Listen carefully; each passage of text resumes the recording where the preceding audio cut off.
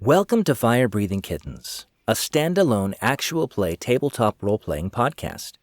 Every episode we play a different rule set, have a varied set of characters, and a self-contained microplot of a complete adventure with a beginning and an end that fits into the overarching macroplot of the whole season. Because they stand sturdily on their own, you can listen to these episodes in any order and skip any you don't enjoy.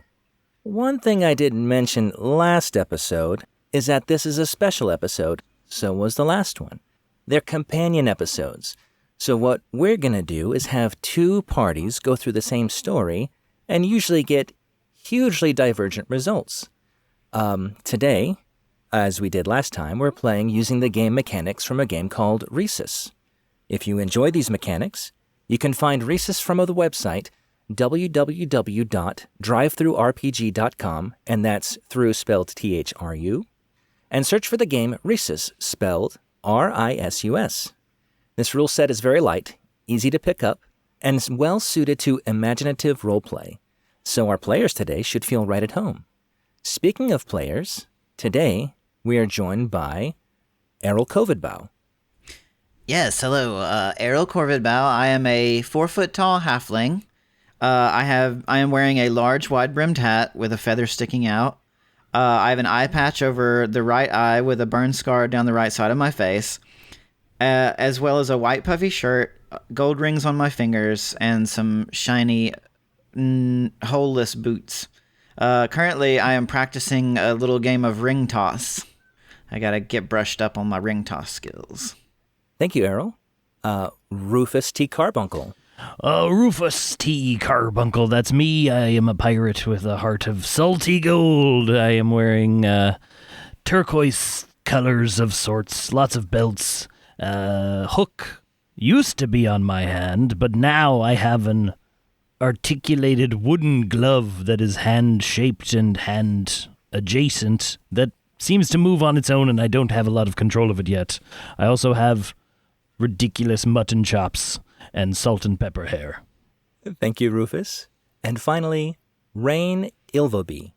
Hello, everyone. I'm a 6'2" humanoid-looking woman, with dirty ash blonde hair, no headscarf anymore since my horns regrew, and dark gray wolf ears, which are no longer concealed by the headscarf either. I am clad in light adventurous clothes, something like a ranger perhaps would wear. And as usual, I carry my satchel with all manners of forageables, for if someone in the party wants to punch an NPC in the stomach and they get a stomachache like last time. Thank you, Reine. All right. You are all in the Fire Breathing Kittens Guild Hall. The guild's cozy wooden interior is warm and inviting. In the back, there is a bar, a seating area with wooden tables and chairs, and a wall with a corkboard where job flyers are normally posted, but there don't seem to be any posted today. It is a Wednesday morning, and there is a mood of confusion and concern in the air. Many guild members await an announcement from Nulasag on new assignments given an unprecedented situation. So while you're waiting, what are the three of you doing? I suppose that Rufus is casually picking up one of the rings that Errol is using for his ring toss game with his new wooden hand, and as soon as he picks it up, it probably just flings wildly across the room, and I try to grab my hand like it's alive. Whoa, Rufus, are you okay? I will be as soon as I figure out this confounded thing. Reine picks up the ring and brings it back, and also after the round is over, she would grab all the rings and bring them back, and while everyone is throwing the rings, she's trying really hard not to run after them while they're still in the game.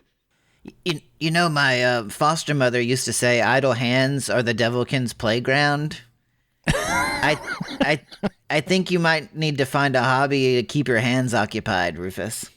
I think you might be right, but there's no hobbies today. It's terribly boring on Wednesday mornings. Do you guys think... A hobby or an exorcist. Wow, well, that's fair, I suppose.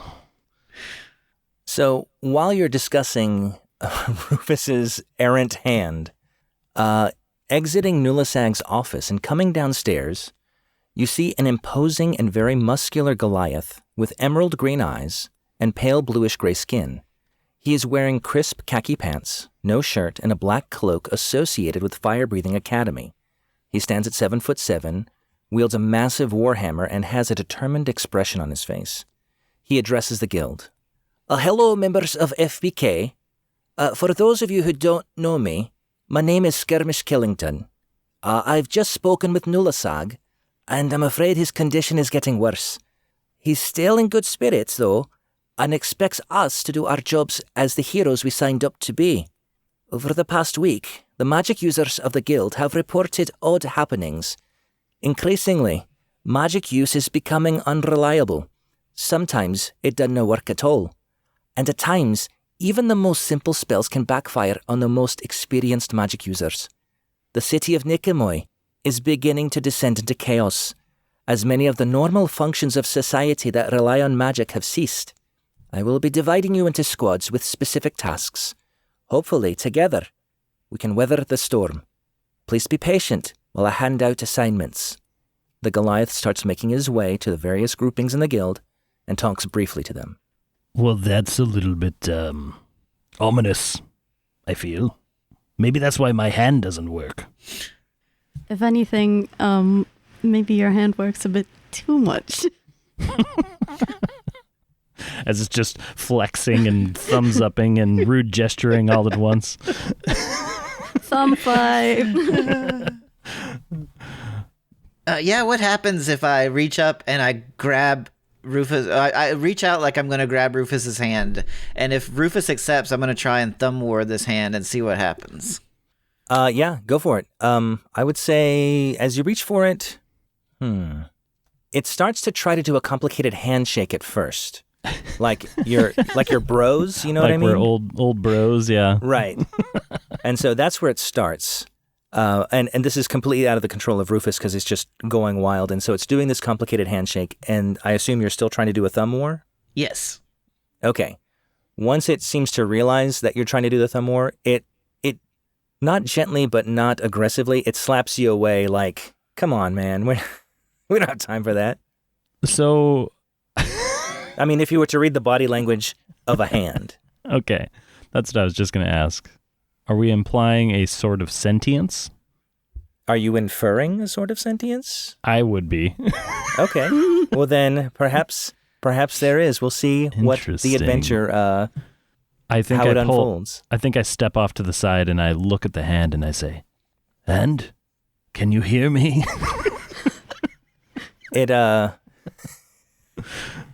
It seems to stop its manic and random configurations and then kind of give you a thumbs up, but then it goes limp. All right, we'll come back to that later. And I walk back over. Rufus. Maybe it's shy. What if the hand's been trying to communicate with you this whole time and it was just frustrated?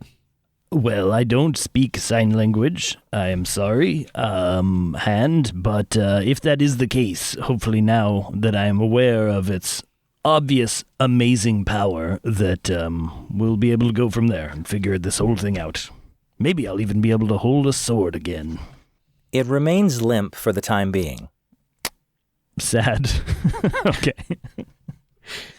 So, I'm going to see if I can find Skirmish and ask him what our assignment is. All right. You see him talking. So the only ones left in the guild, there's one other group because he's been kind of going quickly through the different groups and then pointing different directions of what you imagine would be the city and then giving them instructions and they walk away swiftly. There's one more group and then your group. And he's talking to that other group now. He sees you coming. And he kind of gives you the, 1 minute. He gives you, holds up one finger. He finishes up with them. And then he turns his attention to you. Hello. Are you Errol? Yes, that's me. Okay. So I need to talk to you. And let's see, Rufus and Reine. Nulasag's got a special assignment for you. Apparently you're a pretty crack squad. And we need your help. So if you could join me at this table in the back.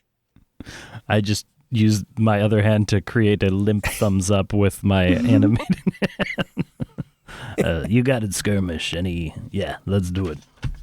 Let's and this one's wearing, Between me and Reine, we actually do have 2 working eyes. well, that's We're good. one person together. And this one is wearing an eye patch. So is this the One Eye Club? It is now. Excellent. We are the One Eye Squad. Well, perhaps that's why you're together and why you're getting this assignment. I don't know, but we'll see. We're tree clubs. So, I assume you're all sitting around the table, and so he's addressing you. He goes, "So as it turns out, we have bigger problems than Nulasag's health. With the increasing disruptions in magic, there are these remote magical prisons that have been sealed for generations by the wizards of old. They contain untold horrors, the beasts of legend that have leveled cities and were nigh indomitable, and we cannot have that. So, Nulasag has called you out, you 3, in order to get to the bottom of this dire situation. And I think we have a clue that could help you on your journey." So he reaches into his cloak, kind of behind his right side, and he pulls out what looks like it would be an orb, like a crystal orb, except it's a hemisphere. It's like half an orb, flat on the bottom, but rounded on the top. And he places it in the center of the table, and he goes, "This is an artifact we had at the academy. It was in a classroom, and all it really did at the time was detect magic and then reveal the school of magic, so it was very helpful for our students. But about a week ago, this crack developed."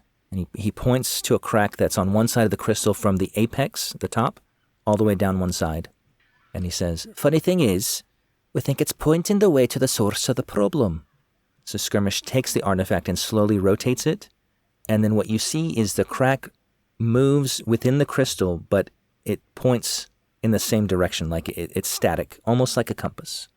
"So what we need from you is we need you to travel to the suspected source and fix everything. And I know that's a tall order, because we don't really know what all is happening. But look around. Society's collapsing. And that's only the beginning. Do you have any questions?"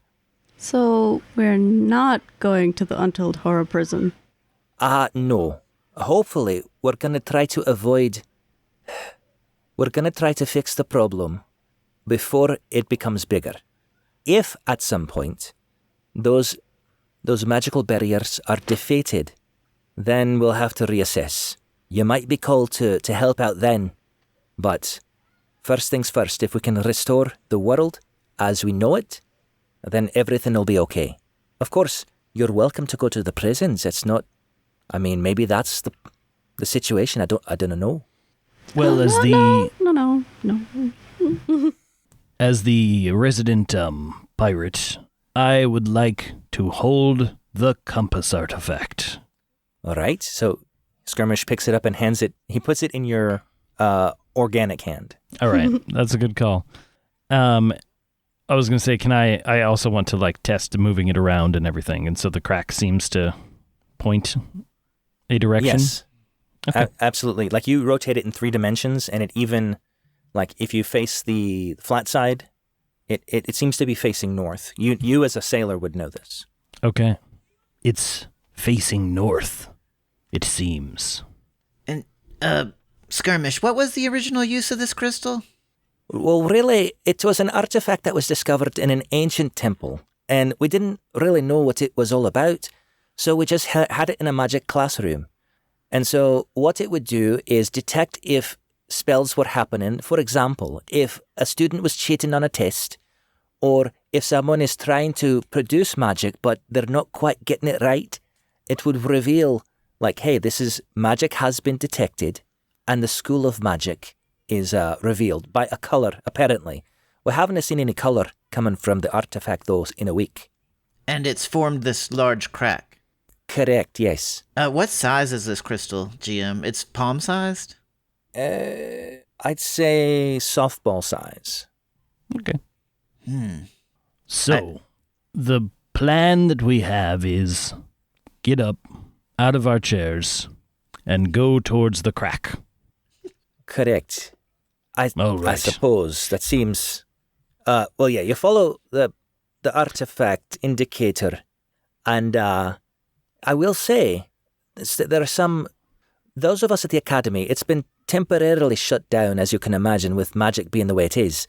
I myself am going to go out into the streets and help maintain order. But in the meantime, there are some students that are organizing a ship for your disposal if you're interested. You're free to take it. Like a boat ship? In a way, yeah. I am intrigued. Also, I lean over to Errol and Reine, and I say, you know what's funny? He said that we were a crack team at the beginning of this. It's multi-layered now.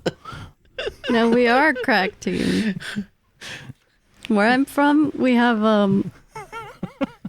in this backwater village, we have like an idiom, which is like if you go somewhere that's like really far away, it's like the butt of the earth. I hope we're not going to the butt of draws, because then we would be heading towards the crack. That would not be good. Skirmish hears you, nods, and goes, "That's pretty good. That's really multi-layered." All right, where is this ship? Is it? It's in the harbor. It's at the in the bay. I believe it's in the last slip. From where we are. So you go down to the harbor. You know how to get there, I'm sure. And as you get there, the last slip has the ship. I believe Laika is piloting it. So how sure are we that we can access this from the water? Or I guess a ship would be as good as any form of transportation if we're just heading north. Well, Laika said it would be a lot easier with this ship. And I don't know the details, but I trust her. She's been in a couple of my classes. She's a go-getter, we'll say. Well, you don't have to convince me to get on a ship, so I'm standing up, and I want to give him like a weak-handed handshake, a limp-handed handshake. So, are you offering your wooden hand? Yes, of course.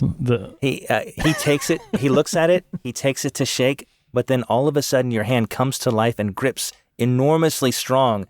And Skirmish is like, "Oh, I didn't expect that. You got quite a bit of hand strength there, friend." Of course I do. And I stare into the distance, trying to figure out my hand. You could say it's quite lively. So despite having a bad track record as far as ships go, I'm willing to go along with this plan. Hopefully we'll have better luck with a sea dog at our side. I will give Skirmish a fist bump, and I'll say, thanks for the tip. We'll do what we can to help settle this situation. Excellent. I knew Nulasag was choosing properly. All right, I'll leave you to it. I'm going to go outside and see what I can do. Good day, speed, Skirmish. Friend. Yes. All right, Reine. Hopefully there's no turtles involved in this one. Yeah.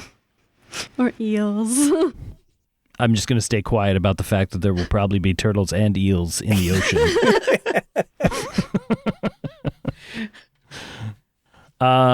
So what do you guys think about this? Should we just go? This is interesting. And I spin around with the compass gem one more time. How about this? How about we walk towards the location of the boat, and if it happens to point us in the opposite direction, then we don't take the boat. I disagree with this plan, but we will see what happens. All right, so are you all, I guess, exiting the guild hall? Yeah. Yeah, I pick up one more ring and try to toss it with the hand. Does it go limp? Oh, right after the handshake, it went completely limp. Ah, jeez. So you're trying to paw at this ring and like, come on, hand. Dig through it, and it's just not cooperating. All right. Is it your left or your right hand? It is my right hand. It was my main hand until it got chopped off. Hey, righty. I poke his hand. Hey, righty. We got a mission, and you're a fire-breathing kitten too, and you need to perk up so we can get this done. The hand issues a rude gesture to you. Oh. And and then goes limp again. I've got a fine leather glove I could offer you. It perks up, but it seems almost underpowered. Like it's almost getting to where it needs to be, but it's shaky. All right. Well, I'll leave your I hand think alone. it's tired. It might be tired. We'll Tired try some itself stuff out. on the ship that we're definitely going to take. All right, let's go. All right. So you make your way down to the docks, and there are examples as you're walking of these heightened tensions by the people that occupy markets and the docks, and everybody's just kind of on edge because of what seems to be happening all around you. And for those of you that have been to the docks on a semi-regular basis or walked by them, many of the ships that are normally there are absent. It's like very empty relative to what it usually is, and it creates this eerie feeling. But at the end of the docks, as Skirmish mentioned, there's a sleek ship with 3 connected hulls and 2 enormous gas-filled sacks floating gently above it. You faintly hear the phrase, "fire-breathing kittens," from the ship as one of the crew waves at your group. I don't think that's a standard boat. Do you guys want to go over still? What's the crack doing? Oh, so you are traveling east to the docks? It is, as you look down at it, it is pointing to your left. Oh, right. north? It's not directly behind us. We're getting on the ship. That's what you said. That is what you said. All right, let's get on the ship. I am curious about these gas-filled bags, though. Well, let's go ask and see what the deal is. All right. So as you approach the gangplank up to the ship, you see a human woman in her late 20s, early 30s, and she's sizing up your crew. She has flaming red hair, porcelain skin, and light green eyes. She's dressed in a dull green captain's coat with a lot of brass buttons on it and small epaulets on the shoulders. She's got this large sailor's cap and then a big green feather poking out. And she says to you, "Welcome to the FBS Phoenix, you scurvy dogs. Are you lot the ones that are going to save the world?" Yes. "Ah, perfect. Hopefully. Well then, welcome aboard." Wonderful. And I clamber aboard and immediately start just walking the ship, checking all of the things. She can tell... Oh, go ahead. I was going to say checking like the rigging and the polish of the wood, that sort of thing. The sea's She can- calling for him. That's right. She can tell by your manner, the way you're attentive to detail and what you're checking. She turns to you, she's like, "Oh, I see you're a fellow seaman, in a way. So have you been on the waves for a while?" All my life, except for a small period of time where I've gone on adventures with the fire-breathing kittens, but otherwise, all my life. And also a period of time where I was stranded on an island, but otherwise, all my life. "Oh, I would like to interview you after this.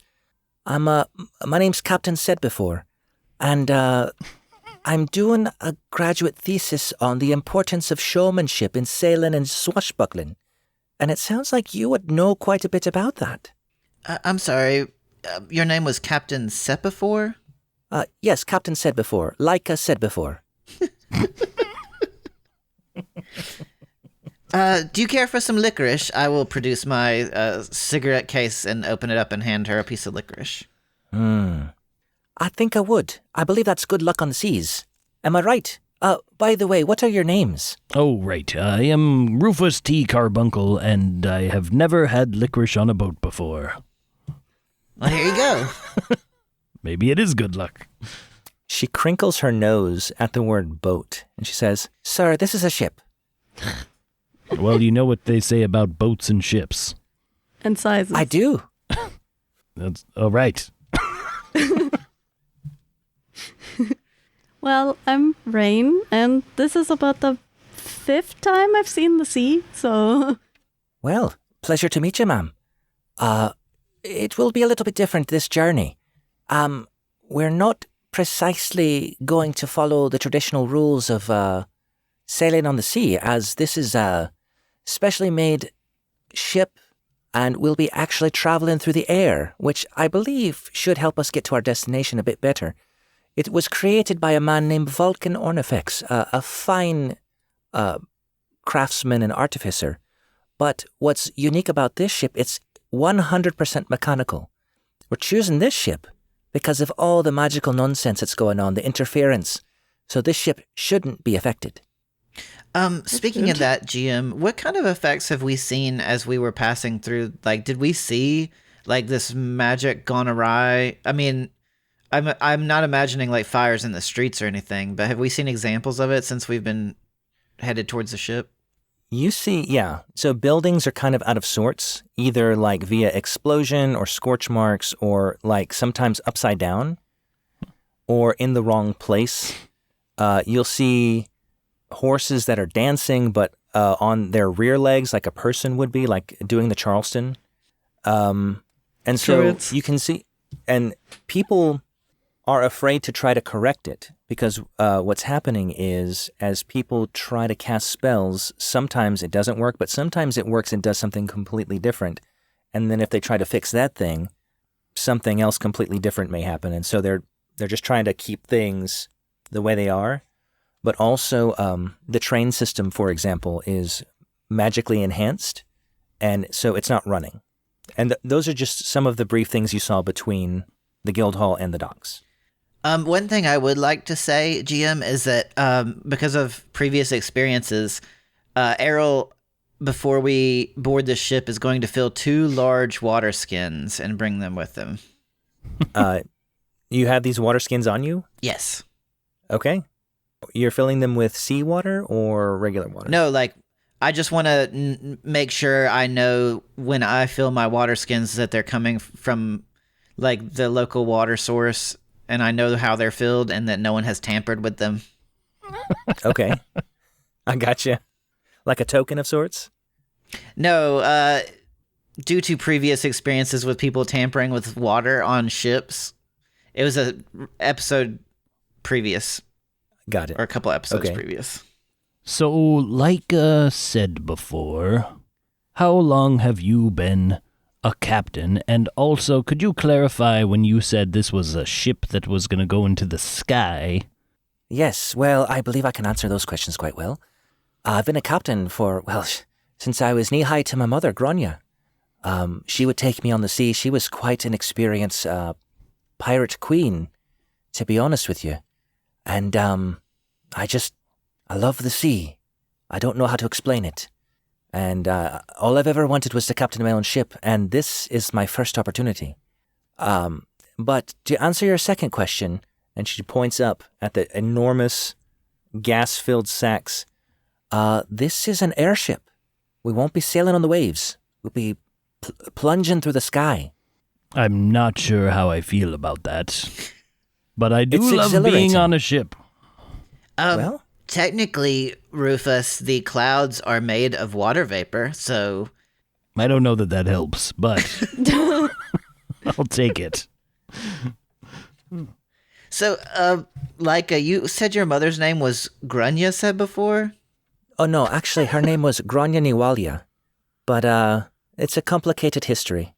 Well, I suppose the magic crack isn't getting any smaller, so if we have all of our rations and water, perhaps we should get birding in I was the gonna air. say we should say get cracking. Get cracking.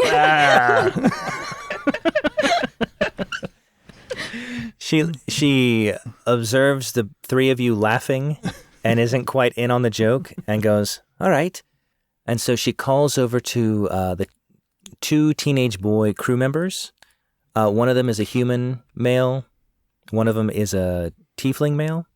And they go lift the gangplank to get ready to sail. She says, all right, do you have a course that I can start plotting ahead into? 2 things. First of all, I would like to see the ship's wheel. And second thing, yes, we have a course. All right, well, join me at the wheel. Okay, and I could always use a Well, I'd say a second set of hands, but it looks like you need a hand yourself. Yeah, no, it's your ship. I wouldn't want to take over. Bringing I just too want to many be hands. a part of it. Very well. So she leads you to the helm, Okay. and there's this beautifully polished mahogany wheel. Traditionally, you've seen movies, or been on ships, or driven them perhaps. So there's a wheel, and it's beautiful. And Go ahead. I was going to say, unless there's more descriptor for the wheel. Brass accoutrement Okay. to kind of decorate it, but nothing ostentatious. And I look at her and I say, now you say that your mother was a pirate queen.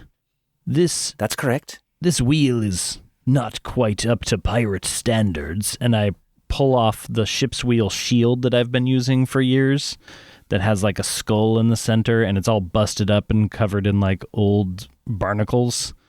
And I say, I'm just saying, if you want to feel how a pirate ship might feel, you could use this one instead.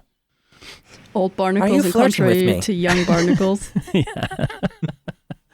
And then I also place a gem on the rail next to the wheel, and I say, but also this is where we are going. Towards the crack. She examines the artifact. Says, interesting. Very well. Well, I will say, I would like a more proper pirate ship, but this was built by the Academy, and of course they have to build it to certain specifications. Yes, I'd love to hear more of your stories. I'm sure it'll be a long journey.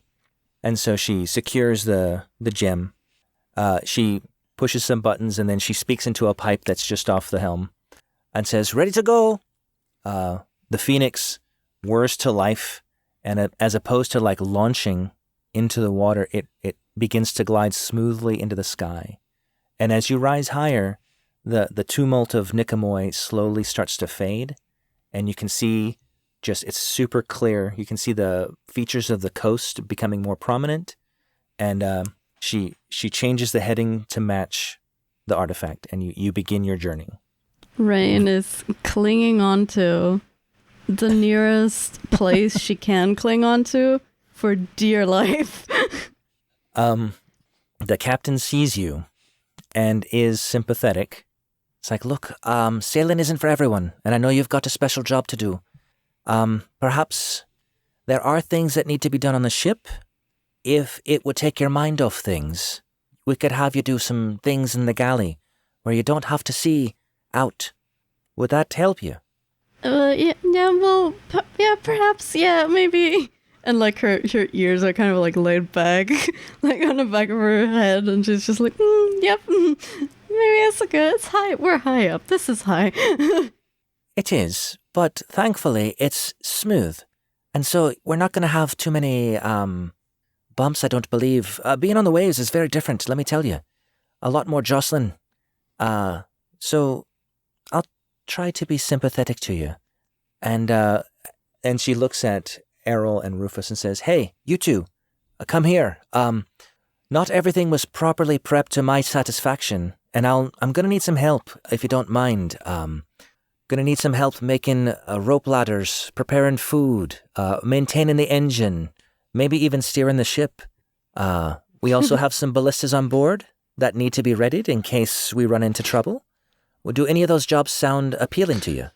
Well, I stumble over my words a little bit. I'd love to, of course, steer the ship, but I also know that there are more important tasks, and you are the captain, so I will go where is most necessary. What about you two? I like working with rope, so... Okay. I can have that be done not on the deck. Usually we do it here on the deck, but if you're scared, not scared, but... If that's not your preference, we'll say, we can have it below deck. Well, I wouldn't want to cause a disturbance of any kind. I'll get by. Reine, if All you right. sit down on the deck, like you could even almost lay down, it just looks like you're on a normal boat. You can't see the ground, so it's just the sky. It's fine. With how much fervor did you say the sit? Wow. I think medium fervor. She might just sit down. Okay. Be like, Reine, sit. Reine's like, okay. Errol has had a little recent experience in the kitchen and wouldn't mind helping out. Perfect. I'll have my crew members do the other jobs. You, Rufus? Mm-hmm.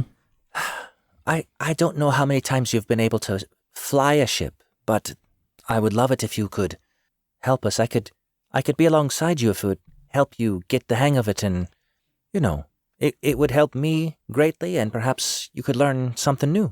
Well, in my youth, I was full of confidence, and I would have maybe told you that I needed no help, but I have flown an airship approximately 0% of the time, so I've learned a lot with the fire-breathing kittens. I wouldn't mind a little bit of help, I think. Perfect. So what we're going to do is, for each of your assigned jobs, I want you to find a cliche associated with your character sheet that may help with that job, and then roll the appropriate number of dice for the cliche. For the listener, the way characters are assembled is they have a certain number of points, and they put them into cliches, and these cliches allow them to invent ways to get past problems, and they can be, you roll a certain number of dice depending on their level, and it helps you get over a target number, or if you're in combat, they help you in combat. So in this case, we're just doing target numbers.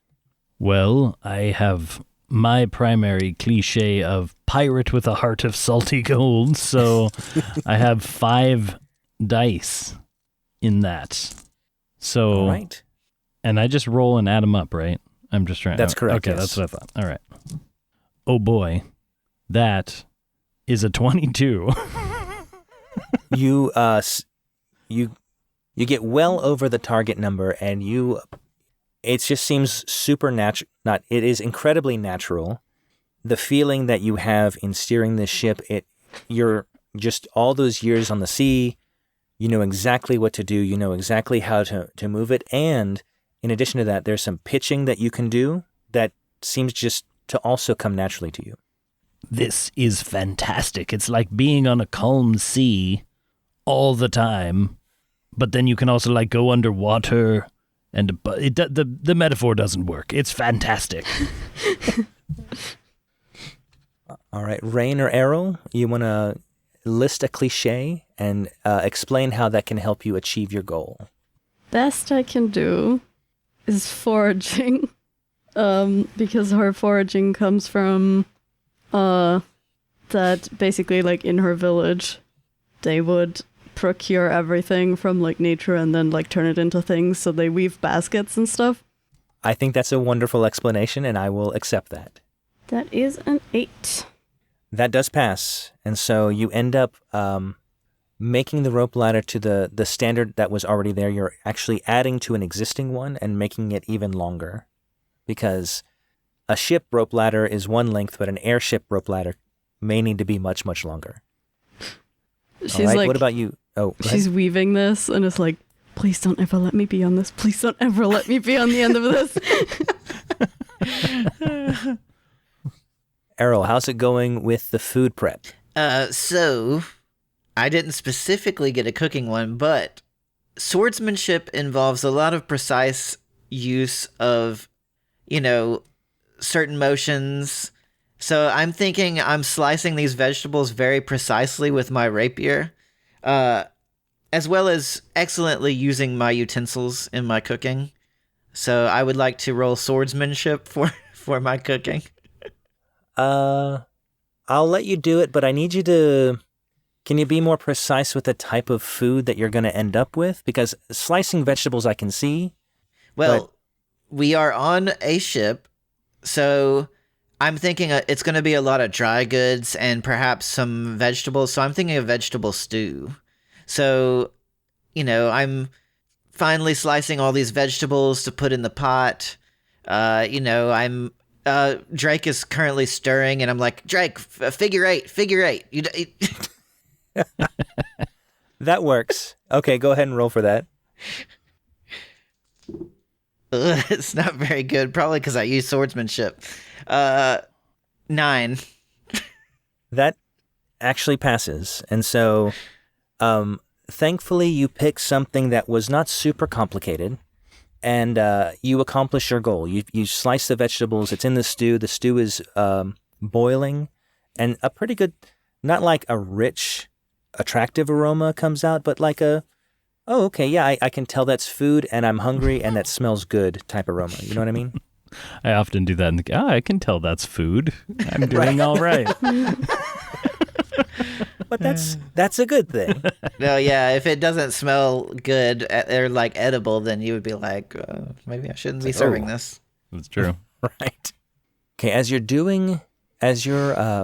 traversing through the sky, doing your respective jobs, you start to hear a loud and strange rumbling off the port bow, which for you landlubbers is the front left part of the ship. Now, is this rumbling seem to be emanating from the ship? No, it's definitely in the distance off the ship. Oh, okay. Rumbling off the port bow, Captain. She looks over. She goes, wonder where that's from. The sky's completely clear. Mm-hmm. Do any of the other two of you care about this or notice this? Or Errol will run up, and he actually has a spyglass that he got in a previous adventure, and he'll use his spyglass to try and spy what is on the port bow, off the port bow side. Okay. Reine, are you still weaving your rope? Holding on to something. Okay. As soon as you hear the rumbling, you're just like, cool. So Don't crash. What you begin to see as you look in that direction is some strange green lightning emanating outward from a fixed point in the sky. And a moment later, you see an oblong portal rapidly open, and it's about the size of an American football field, or a slightly narrower version of the Wembley Stadium football pitch, if that's your thing. Out of the portal comes a huge and terrible storm equivalent to a Category 1 level hurricane. Now, is anything happening with the, artifact? Thank you. That's the word I was looking for.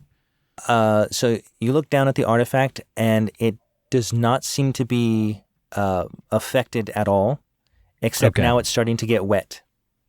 I'm assuming anybody who's up here is seeing this large portal. Yes. Well, if you were looking in the direction of the rumbling, which it sounds like all of you were, except for possibly Reine, you would see it develop. But then once the storm appears, you all notice the storm because the winds are fierce. The rain is just pelting you, and I'm not pelting anyone. No, the Thank you. Well done. Perhaps it's snow then that's pelting you, so it's not. I don't want to throw you under the bus, Reine. But when this happens and the winds, so it's like Category 1 winds, which I looked up, is between 64 and 82 knots, or 74 and 95 miles per hour, or 119 to 153 kilometers per hour, just so you get an idea. That is a lot. lot. So this begins to start making the ship pitch and sway, and it starts tilting to the starboard side, like away from the storm, but it's pushing the bags, which are making the hull tilt. Reine would look at the captain, like still holding on to whatever she's holding on to, and just be like, "You said it wouldn't jostle." So the captain begins to hold on to. There's a little bit of rigging by the helm, like masts, ropes, things like that, and so she just grasps on for dear life initially. And then while she's doing that, the two crew members that were helping doing the other jobs, they start sliding toward the starboard side and run into the railing of this ship has like steel cabled ropes around, and so they run dead into that, and they're kind of caught. But one of them starts to kind of flip over the ropes and grabs on to the cable.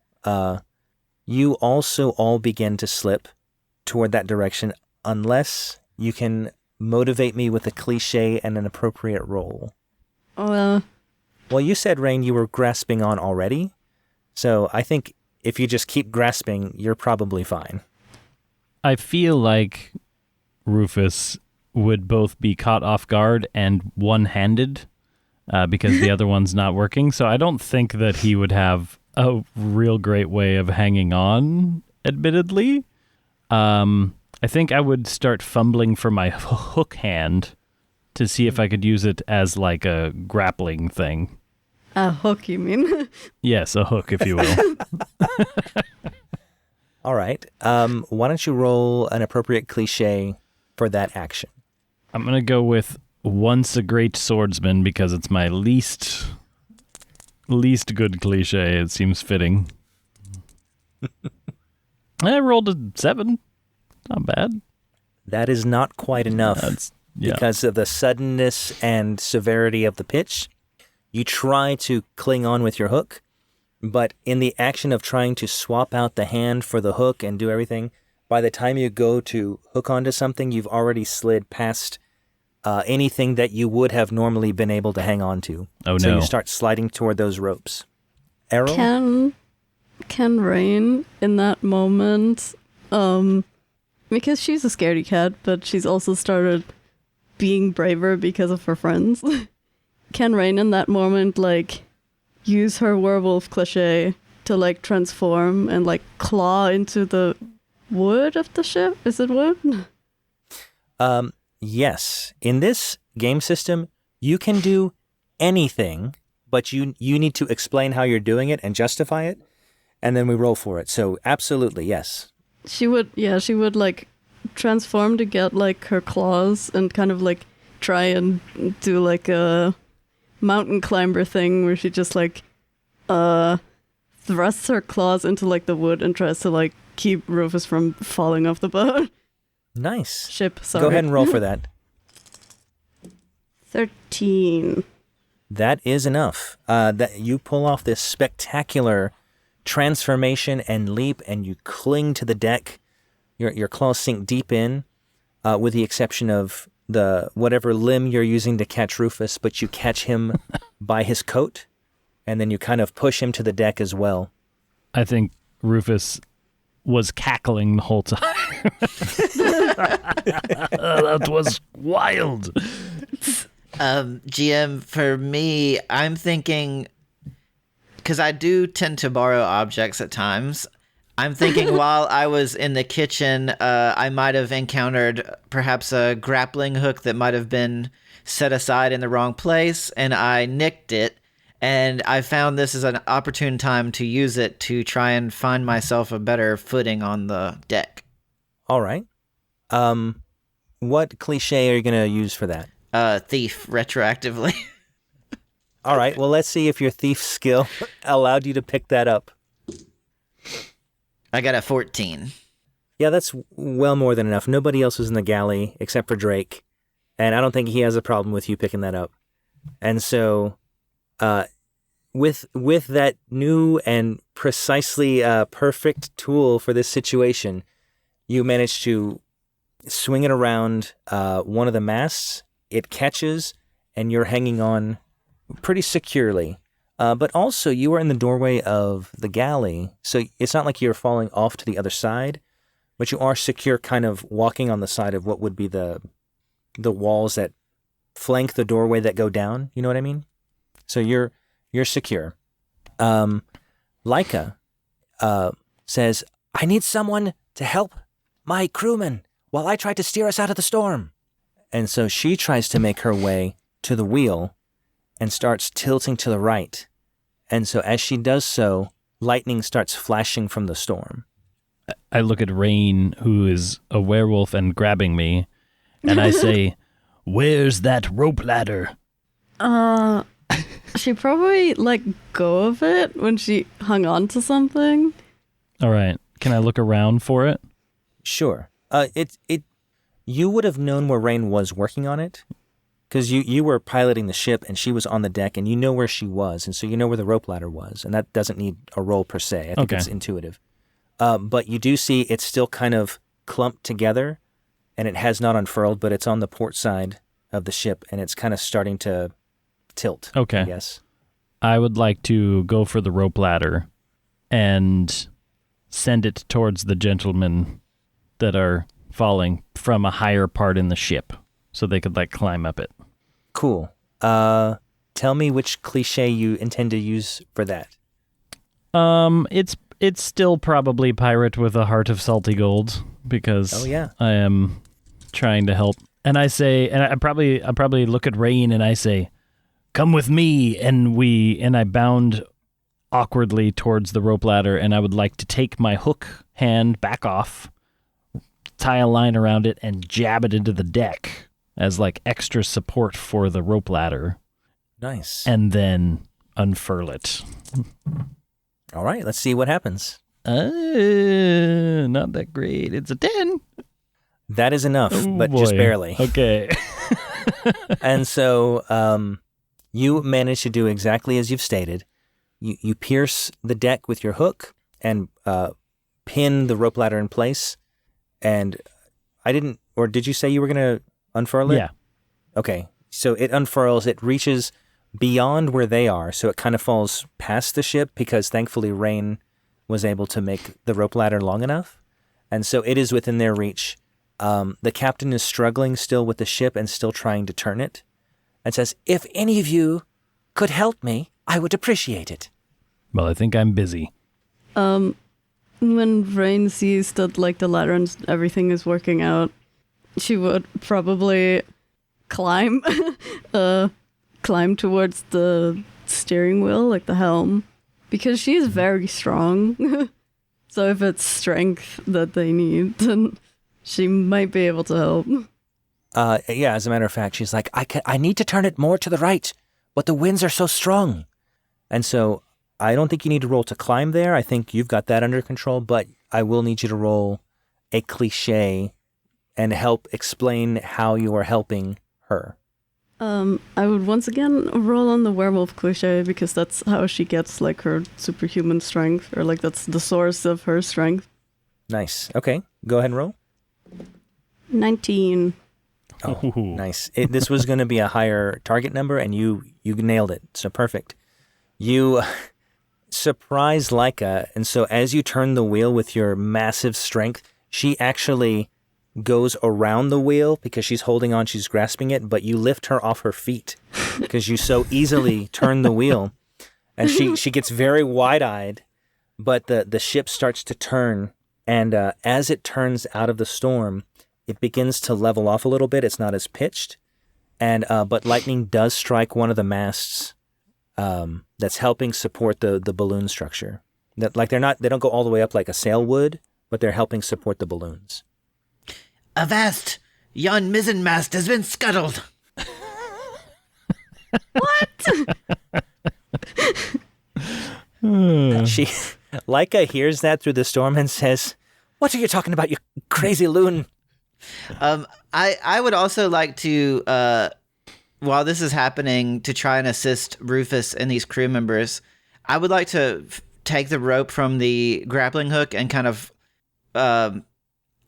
rappel down, sort of, down closer to where they are. And if I could, try and use smooth talking to just, like, encourage them. Like, you've seen tough skies before.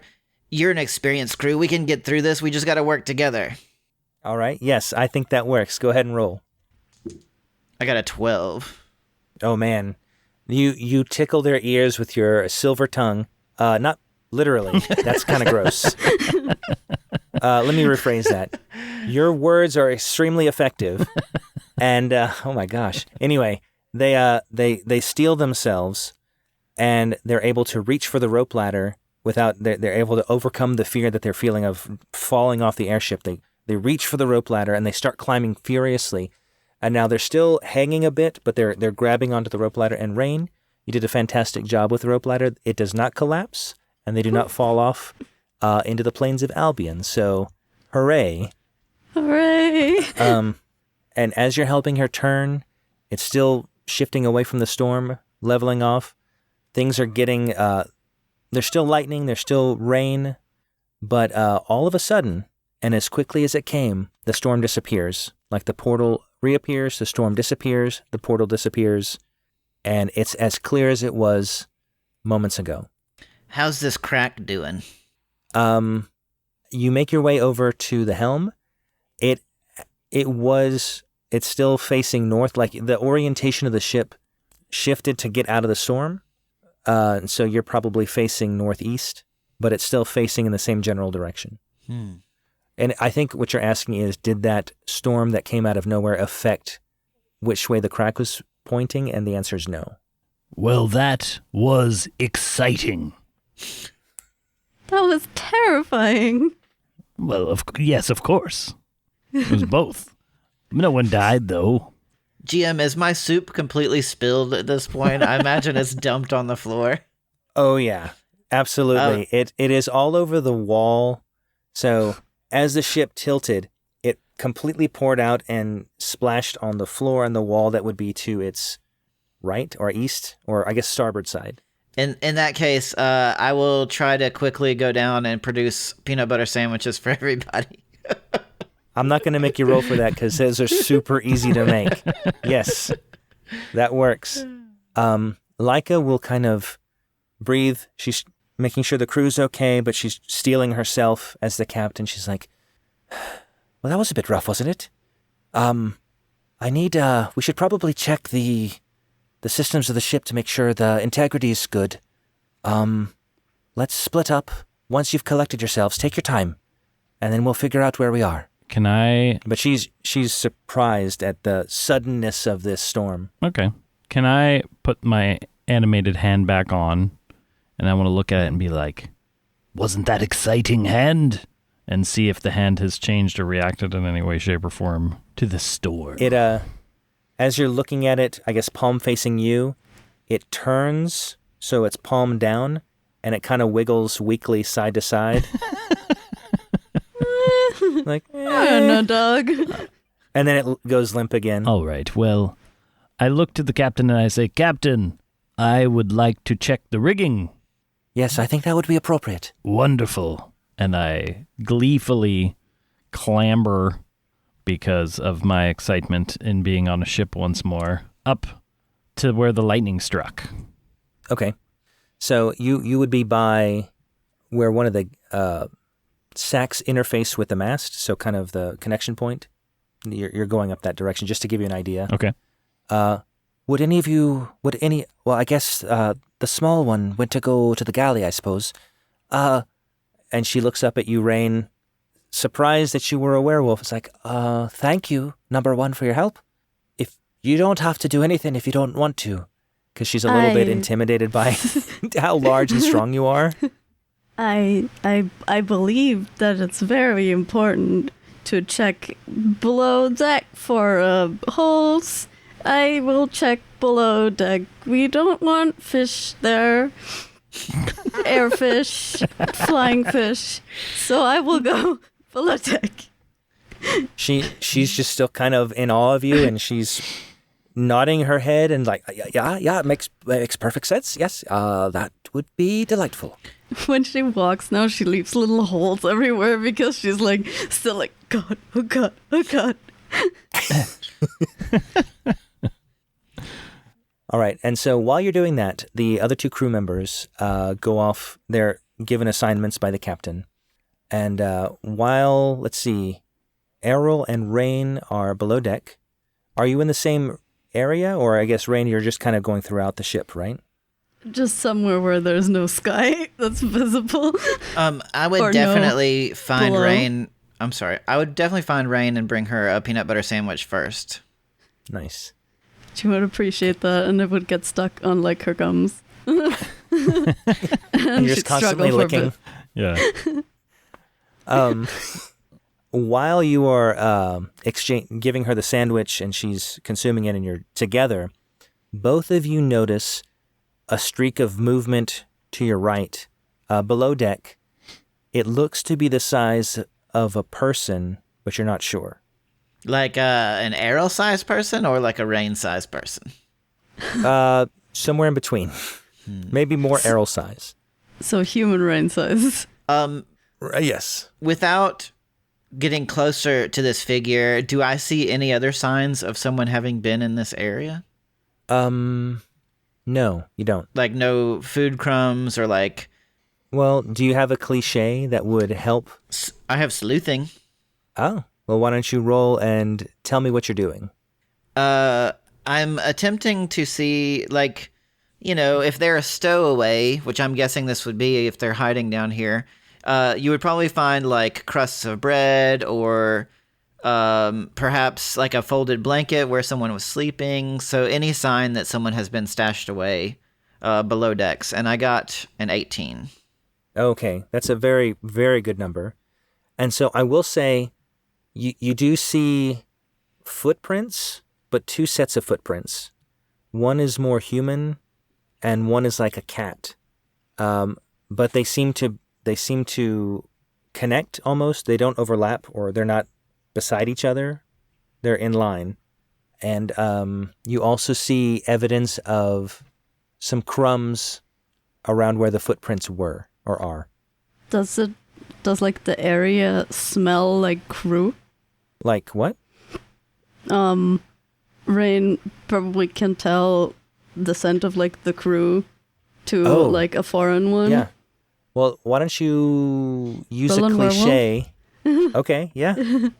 It's big werewolf time today. We're going a woo. 20. 20. Ooh. Okay, so what you discover is it does smell like the crew, but there's a subtle difference.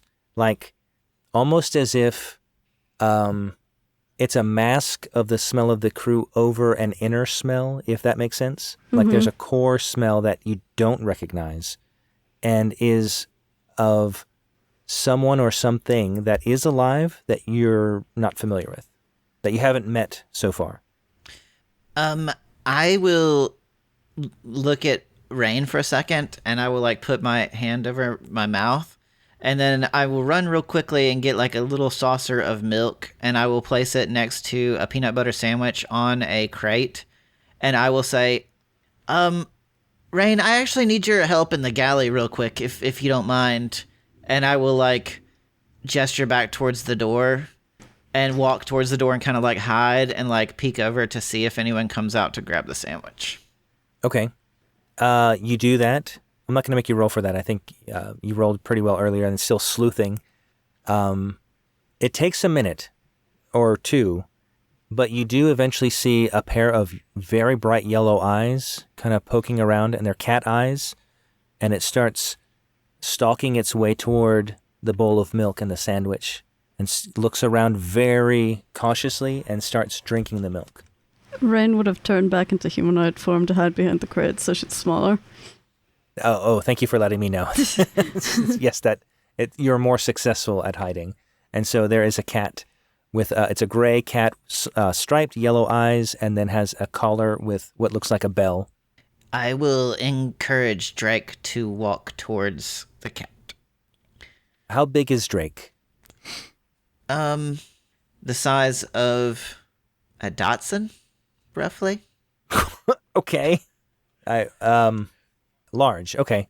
As Drake. I meant like a mini Dachshund, I was thinking. Sorry, not a standard Dachshund, which are much bigger. Sorry, my first car was a Datsun. Oh, you were thinking a car. Hatchback.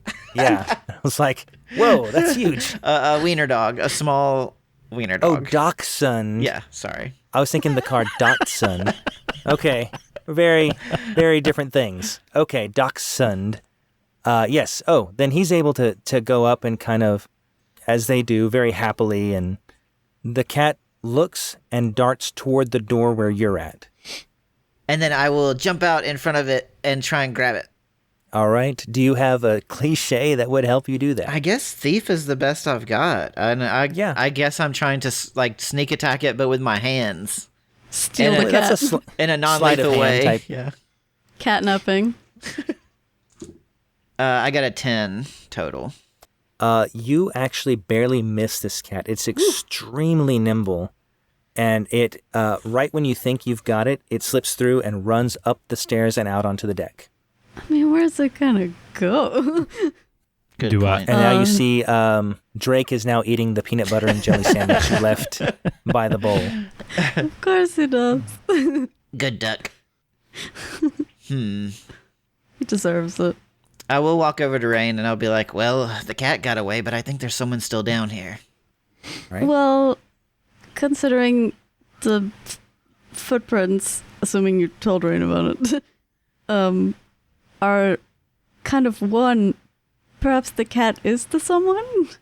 Oh, they have your powers, sort of. Yeah, true. Maybe a druid. Also, even if it ran away, like, what is it gonna do? Turn into a flying fish? So perhaps I go up on the deck and you wait down here to make sure it doesn't go back in its hidey hole. Sounds about right. I can hide as a mouse, perhaps.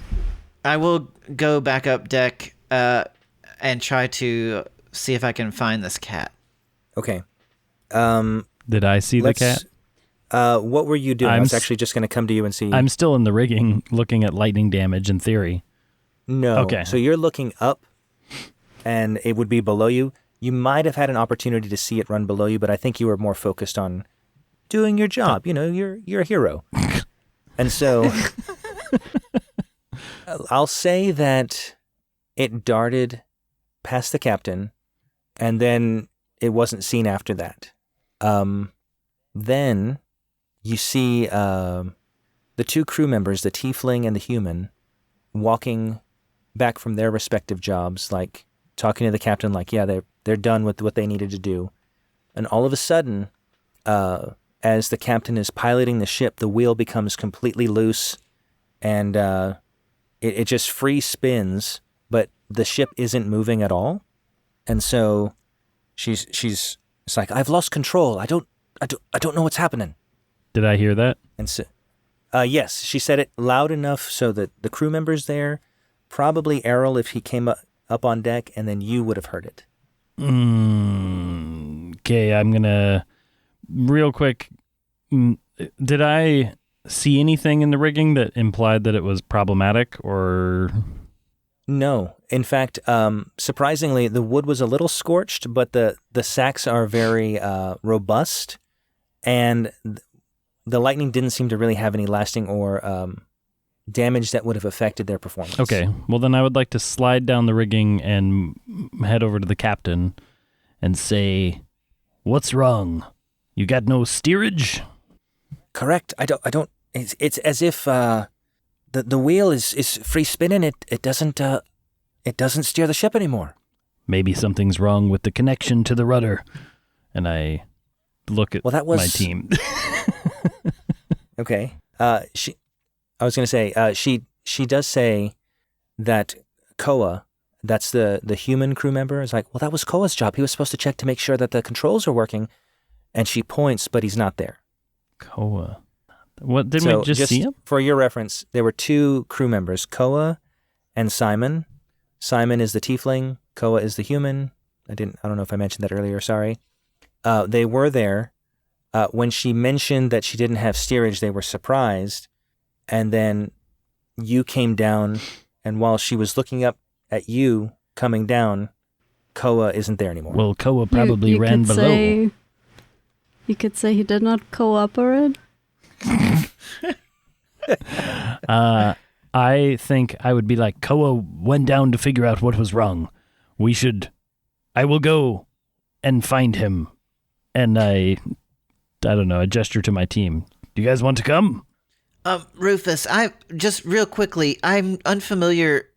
Now, on a ship that's in the ocean, the rudder changes it in the water to change the direction of the ship. I am not familiar with how that would work on an airship. Do you have any clue? I suppose. And I look towards, like, I'm just grasping at proverbial straws. I assume there's a rudder, but maybe not. Maybe there's something else. Well, there's a form of a rudder. It's so kind of, I'm trying to think of the term that a plane would have on the tail. Ailerons or... Oh, yeah. No, it's also called a rudder, actually, I think. Okay, yes. So then, yeah, there's a rudder, but it's more of an air rudder. It's the way it was designed. Number one, it was composed of pieces of other ships that didn't quite make the cut, so that's why it's called the Phoenix. So it has a lot of similar architecture, I guess, of what a normal ship would have, but it's also meant to be controlled like a normal ship. So sailors like me and Rufus here can pilot it. So It should have the similar linkage. I don't know. Koa was supposed to check it. If I look down on the aft section of the ship, can I see the rudder from the railing? Yes. Do I see anything off? Is it not moving at all? It's kind of, you can tell it's not firm in place. It's just kind of drifting as if it wasn't connected to anything. And the connections would probably be beneath, like in the bottom of the hull, right? Right. I mean, maybe. So, Leica, real quick, and you look and see Rufus's eyes are really wide. You mean to tell me that they made a ship out of other ships that shipwrecked? I wouldn't say shipwrecked. They were trying to make an airship that was pilotable and wouldn't, what's the term? Self-destruct mid-flight. And it took a couple of tries. I mean, it is a school after all. These are students putting it together. But it wasn't until we got a master craftsman to get all these pieces. We're also underfunded as an educational institution, so we couldn't exactly keep spending money on new materials, so he was able to cobble this together. All right, I suppose, as long as it's, because that'd be bad luck, I think. But that's really neither here nor there, and we should probably go figure out what's going on with the rudder linkage. All right, let's investigate. Down we go. All right, where are you headed? Well, if I know ships, there's probably either a shaft of some kind or a chain linkage type system that runs from the wheel down. So could we just follow that path to where it would go through the hole? Yes, I will give that to you given your expertise. Okay. But I think in order to examine it, as you go throughout, I will have you roll for that. Okay. And tell me the cliche you're using and how it fits. Well, I just keep using the same one, but it just fits so well with my pirating background. So pirate with a heart of salty gold is the thing. And I rolled stupidly well. I got a 25 somehow. Wow. Okay, so you see, amazingly, even though you've not seen an airship configuration of this, you see exactly how it's supposed to be put together and exactly what the problem is. And it is clear to you, given that high of a roll, that it is sabotage. Somebody broke a chain, and it should be helping to connect the wheel to the shaft to the rudder, but it's broken. And I quickly turn to my team and I say, I know boats, and I know rudders, and this one was sabotaged. Not just broken, but somebody has messed with this linkage. And I get very paranoid, I think. Rufus, while my one eye is squinting and looking around. While I was preparing and giving a peanut butter sandwich to Reine, we saw something move, and we investigated and saw a cat. But there were also human tracks as well, and we think there might be a stowaway that can transform, but they ran up to the top of the deck, and then this Koa disappeared. Oh, right. So I think that Koa might be the saboteur. I'm not sure, though. It might be someone else if we had a stowaway. The stowaway did smell like crew, but also not like crew, like wrong crew. I don't think it was Koa. Do you smell anything now, Reine? Does the chain smell like fake crew?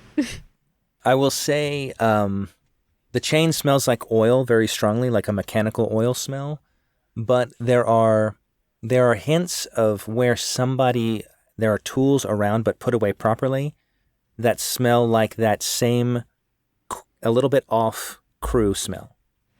Well, on the tools, there's the same smell as in the stowaway room. Can I just turn? Are we in a larger room or a? It's large. I mean, it's a pretty. They combine 3 hulls, so it's a larger ship. Okay. And so the engine, the mechanical compartment is big because it has to accommodate lifting the entire ship. Right. But it's still efficient. So it's not like a bunch of extra. Okay. I would like to just kind of look around and just be like, Koa, are you in here? And just kind of cautiously move into like a wider pattern from our team. And I look to them and I say, we should search the room. Rufus, I'm going to investigate the room where we saw the cat before. Listener, he was winking. And I will act like I'm walking out of the room, but I'm going to try and hide in like near the back part or the exit from this area. I look at Reine and I say, I'm very confused. He said he was going to go, and then he clearly just ducked behind a box. No, he left out of the door. As we will do now. I would love one of these peanut butter sandwiches I have heard so much about. I can show you where some are. Let us go. I think as I walk, I'm saying the word walk too. Walk. Walk. We sure are walking. So you make your way to, I guess the entrance near the entrance, but still in the room, correct? Yeah. Yeah, and there's only one way in and one way out. So you're camped there, and you sit there for a while. Like 5 minutes go by, 10 minutes go by. Nothing's really happening. You don't notice any movement of any kind. You do hear in the distance the captain, in a muffled fashion, like asking where everybody is. Like, where is everyone? Did we fix and so the rudder? You see her going through. You hear her kind of going through the different compartments in the distance, and so that's what's happening currently. Hey, maybe we should fix the rudder. Yeah, 10 minutes is a really long time to go without steering. I have no craftsmanship skills, unfortunately. I mean, if we find a rope, we could just like tie it through the chains, like through the severed chain links, maybe the last ones that are whole, and just like what tie about it my together. grappling hook? Well, was the sabotage like bad enough that we're in bad shape? I didn't think about that. Or is it fixable? Have any of you had a broken bicycle chain before? Yeah. Like in real life? Yeah. Okay, players. It's something like that. Okay. So it could be, there are things that you could use to reattach it together and fix it, but you would need to find those things. Well, if we found some sort of chain or, I don't know, something, we could maybe reconnect the chain to the rudder post, but it's not going to be simple. These are things that tools are going to be needed. We need tools, and some crew members that know the ship would also be helpful.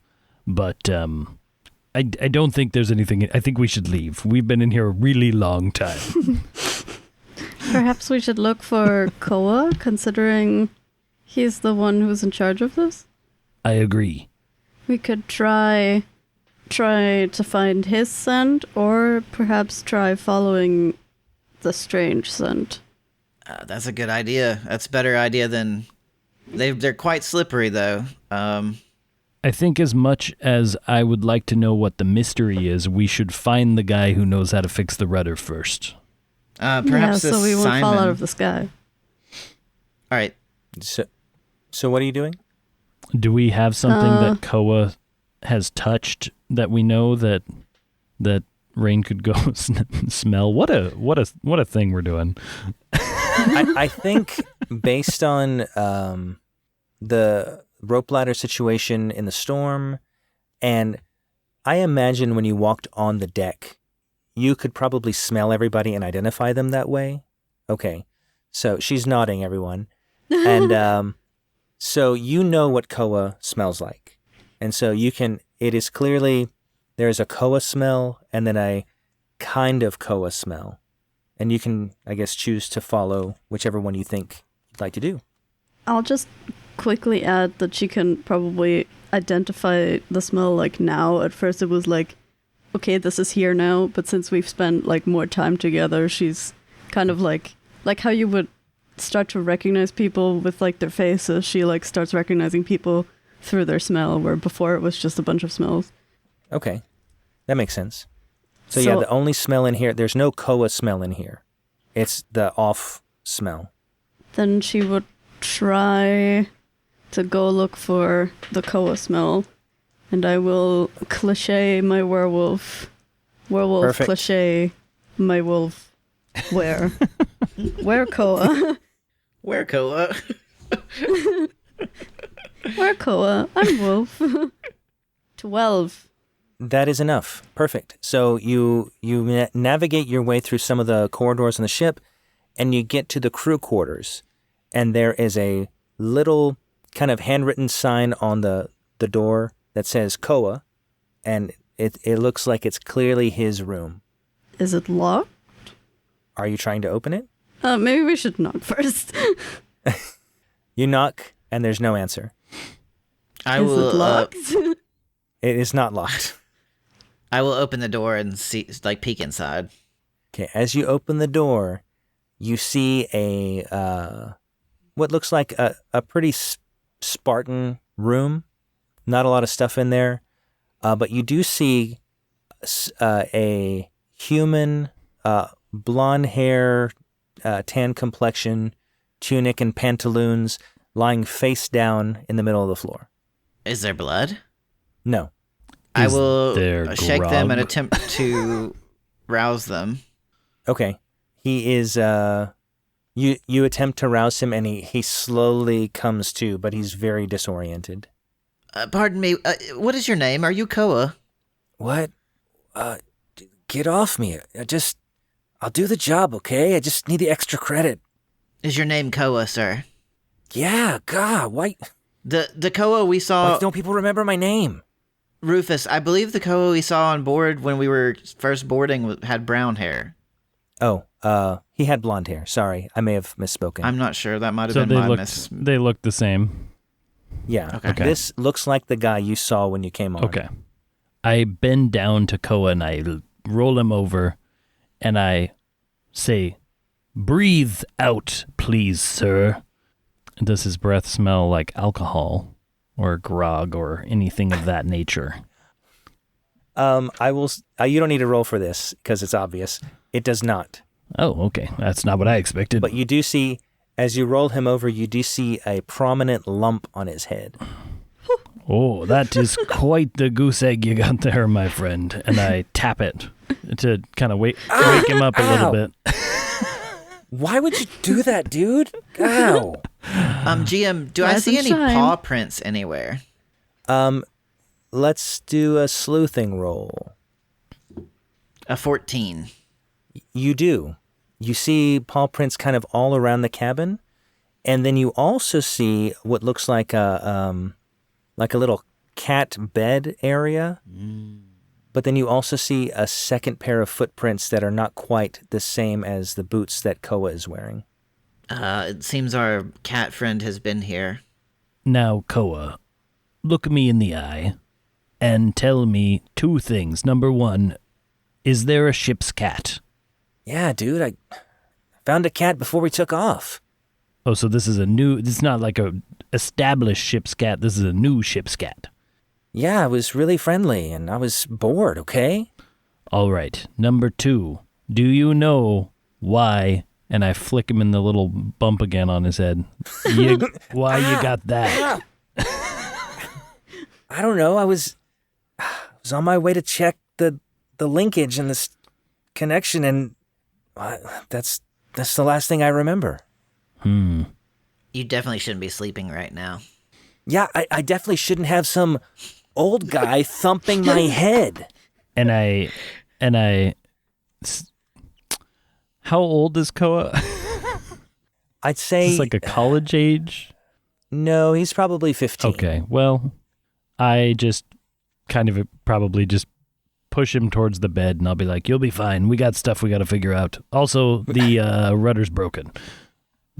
What? Yeah, we looked at it for 10 minutes. It's pretty broken. It's so broken. All right. So he kind of collects himself and rubs his eyes, and it's like, just let's go. I need a nap, but let's take care of this. And so he knows how to get there. He gets there a little wobbly, but he gets there. He goes, "Oh yeah, I don't know how this happened, but let's just get the spare." And he goes to the place where you were hiding, and there's this huge box that says spare parts, and he opens it up and pulls an exact chain that you need, and he closes it, and it's like, "Yeah, this will just take a minute. Just let me do my thing, and just tell the captain we'll be all right." Who was sitting on the spare parts box while we were hiding? This is why you always want to find the person who knows what they're doing. And so he begins working and connecting things. And so he's doing that. What are the three of you going to do now? I don't want to split the party, but we should probably leave at least one person here to keep an eye on Koa. I mean, I could either try and treat his goose egg a little bit with whatever I have foraged, or I could try and track down the goose egging cat. Yeah, and I believe that you are our ace in the hole, so to speak, in terms of sniffing the mystery out. So I could stay with Koa, and we'll come up to deck once everything is good. Maybe we'll lock the door, too, to the rudder room. I will follow behind Reine as they follow this scent and try to stealth behind them to try and stay out of sight in case they happen to flush this individual out. All right. So Rufus is in the room with Koa. Yes. He's working on the engine, and you're kind of guarding it. Door is locked behind after Errol and Reine start heading up to the deck, I assume, or just following the scent? Is that? I guess follow the scent from the rudder room, because it's like in there, right? Yeah, you can still kind of smell that, not quite Koa scent. Like either follow that one or like follow the one from earlier when it escaped from the room that we were in and then ran up to deck. It's the same smell. Yeah, like depending on which one is stronger, which one was like more recently made. Oh, I see. Okay, well you start looking around for that. You sniff, and you start making your way up to the main deck. So you're out on the ship. The captain is like, "Where have you been?" We looked at the rudder for a while. It's broken. And what did you find? Bro, it's broken. Of course. Just our luck. So, Koa was supposed to look at that. Oh, he's cooperating. Apparently he's fixing it currently. Is he fixing it? Oh, finally. With the spare parts. Good labeling. It's been about if only we 10, could read. 15 minutes. Yeah, well. Thank you. Wait a minute. You said Koa was... Is he fixing it now? Yes. But then who's that over there at the stern?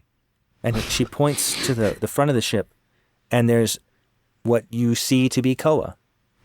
And what you smell to be not Koa. That is Koa. I was lying.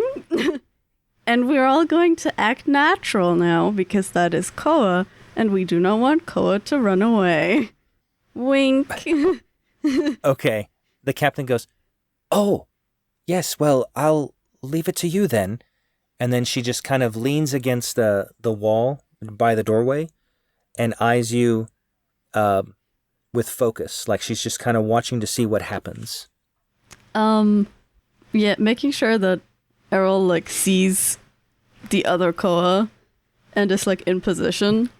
I guess Reine would like approach them and be like, Koa, there you are. We've been looking all over for you. The rudder is broken. That's terrible. We've been looking at it for a long time, not fixing it. So Koa jumps kind of startled a little bit because you snuck up on him. He turns and you see the same Koa that you saw knocked out in his room, but instead of the deep blue eyes that Koa had, it has yellowish cat eyes. And that is where we're going to take our break. So, please Keep tuned in for part 2, but joining us today for part 1 were Reine. We're sniffing out the mystery. Errol. Man, I really need one of those peanut butter sandwiches. I'm hungry. And Rufus. And I'm just hanging out with Koa. And then I told the mermaid, that's not my treasure, that's a seashell. I have a review, GM. Yes, go right ahead, Errol. Yes, we have a 5-star review from a user named Stormfire15. Corpses Don't Honk is my favorite episode. Heists are always fun when the fire-breathing kittens are involved. Keep turning left.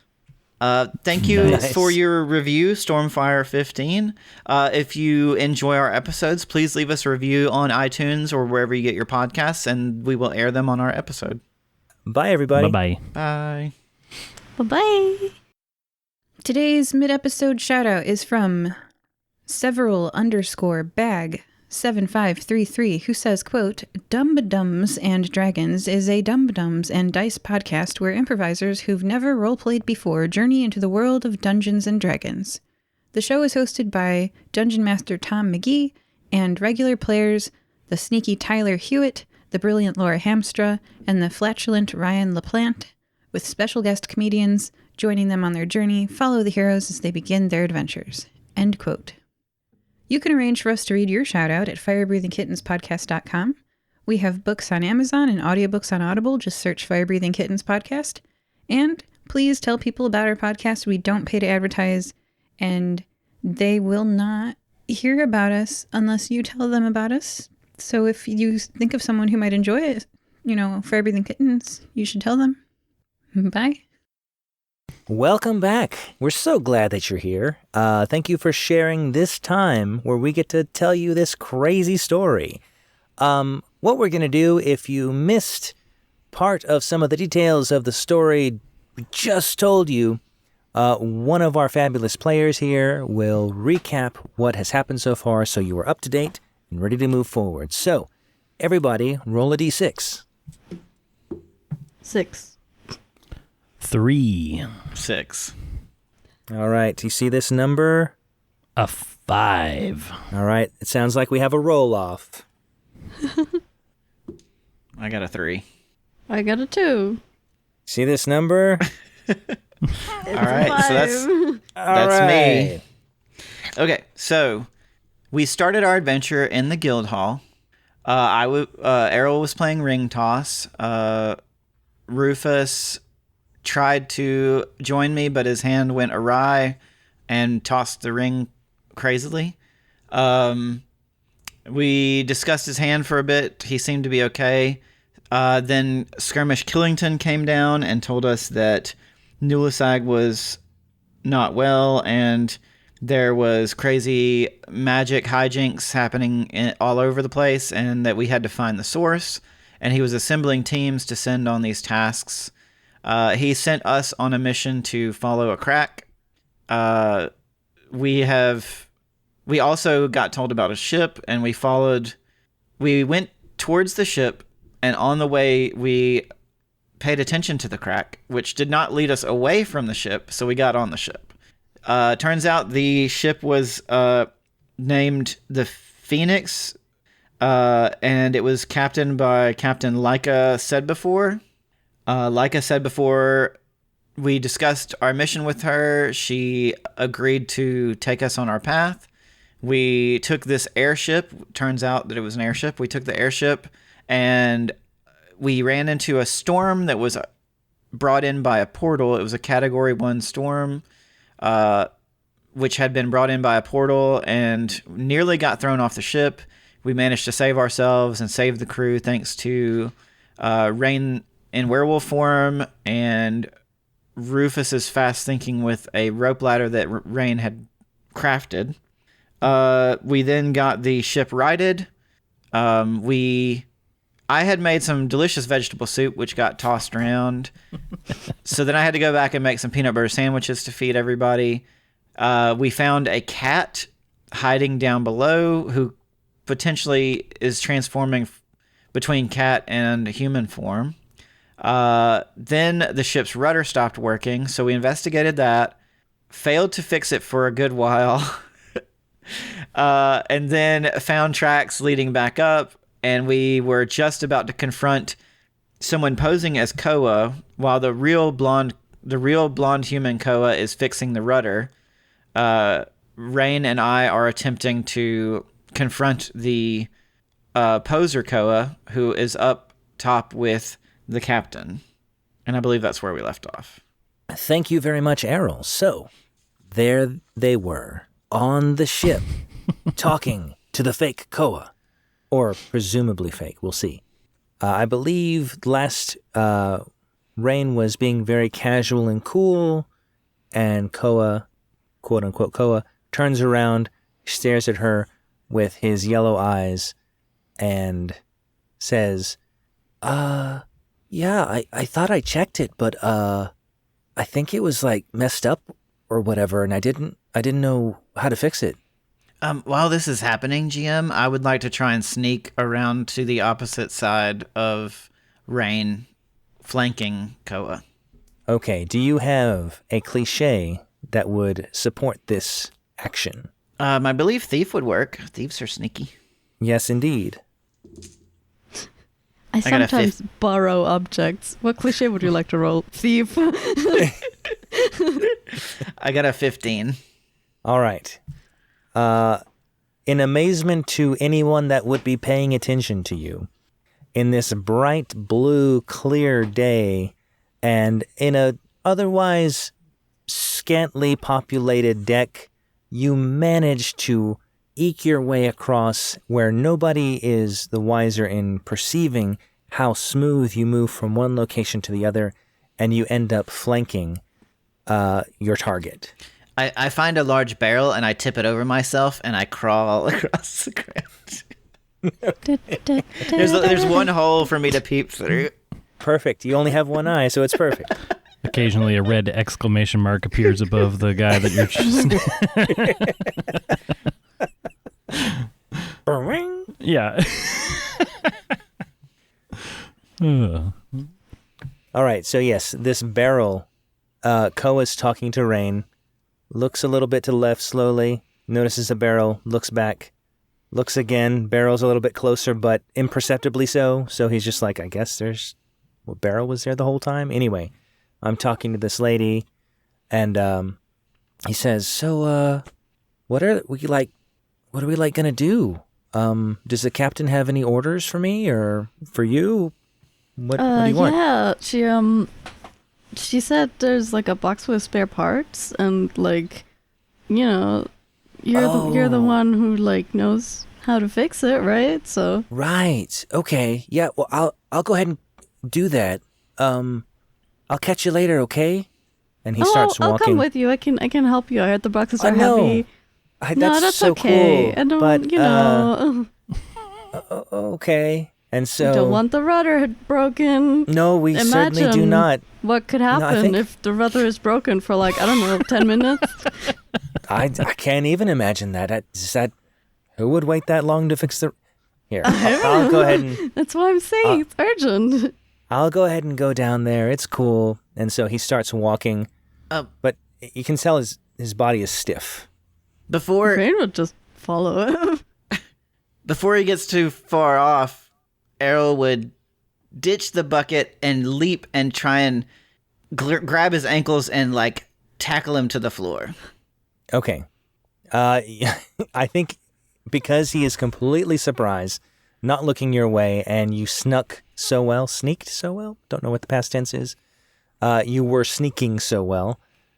You do that successfully, and Reine, you notice as this Koa falls onto the ground, the bracelet on the left wrist looks identical to the collar on the cat that you saw earlier. Reine, quick! Me, wow. Grab their arms. I'll do that. So you do that, and this Koa's like, "Hey man, get off me! What's the big idea, Captain?" Are me and Koa hashtag the real Koa done Hashtag blessed. with the rudder at this point or not yet? Well, he's kind of going slower because you're regaling him with pirate stories, I and am he indeed. really likes those stories. And Okay. He's a little distracted, but he just finished. Like what would have taken a minute took 7 minutes because he's really digging your stories. And he's like, well, I guess that's everything. Do you want to go hang out or whatever? Yeah, one time, I'll tell you about the time that I once stuffed a barrel of grog into a cannon and fired that off at a ship instead. It was crazy. Dude. And we heartily laugh and make our way toward the deck while all this is happening. He is convinced he wants to be a pirate. Like it's changing his trajectory. Can Rain, instead of just holding this guy down, could I use my druid cliche to turn into a snake and like just wrap around him? So even if he changes shape from person to cat, I could just coil more and he wouldn't just slip out of our grasp. Yes, I will say you can do that. You can try to do that, I should say. Errol will try to inspect this bracelet while he is still in this form before he tries to... Is there a way to unclasp it? Could I take it off? Mm-hmm. Well, you're at the ankles, right? So you can see it, and it has the shape of a bell, but it has this glowing light coming out of it. It's not a bell. It's something else. All right, well... but that's all you can tell from the distance. Well, just quickly, I will say, I will try to smooth talk, and I will say... We know you aren't Koa. We know you can turn into a cat at least. We will not harm you if you fess up and tell us why you sabotaged the ship. Okay, so I need you to roll smooth talking, and then you're rolling druid, correct, Rain? Yep. All right, let's do Rain's roll. 19. And hear the 19.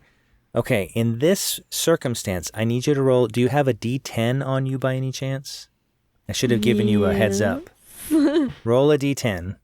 While she's digging for the D10, roll for your smooth talking, Errol. I got a 9. Ooh. This Koa is not mollified by your words. Like he's still like resisting, and he's on the edge, like maybe he can trust you, but maybe not. And so he's holding on to something and isn't giving up the ghost or giving up the info just yet. Rain, what you got? Rolled a 10. Ooh, nice. Okay. Well, you would think. Uh-oh. Because of the magical disruption that's occurring, your transformation into a snake doesn't go exactly the way you think it goes. And so what you end up doing is you turn into a dove. Oh my. Well then. Okay, so you are a dove, and then I'll say Koa, 9 is close. A 10 was the threshold, the target number. It's like, look, you wouldn't understand. Just let me go, all right? I'm not gonna do anything. Can I sit on the bell? Like hold it with my bird feet? Yes. So you can, as you flap toward Koa's face, he's kind of trying to look away, and then you're just flapping, and you land on the item attached to the bracelet. What would you like to do with it? Just sit on it? Yeah, just kind of like try and keep him from like using it, I suppose. Okay. By blocking him from like accessing it. I mean, it might be that he can just use his brain to make it work, but that's kind of her, like, if you have to like touch it or ring it or something, that she would like try to stop that from happening. All right. As soon as you get on the bracelet, he gets more animated and it's like, hey, get off of that. And then all of a sudden he starts morphing into the cat that you saw earlier, but it's not an instantaneous change. He's like, his body just starts shifting into the cat. And so, Errol, you're hanging on to the ankles, right? Yes. They get smaller and they start slipping out of your grasp, right? Because they're becoming cat paws. Oh, okay. I don't really know what to do. I will try to grab them by the scruff of the neck. I've seen people pick up cats before, and you know how when you grab them by the scruff, they kind of go limp because that's how their mother picks them up as kittens. That's what I don't really have a skill for that. I don't think. Maybe. Well, thieves are nimble, so that's what I'm attempting. Let me know if I need to make a roll. you do need to make a roll. I think sleight of hand kind of fits in that category, and that seems like what you're trying to do. While you're doing that, Rufus emerges on the deck with #RealKoa. That's right. And I say, and that was when I revealed that I had an eye underneath my eye patch. But that was before I actually lost my eye. So now it's unfortunate that it's real. But back then, it was crazy. He is enthralled. I had depth perception. Yeah.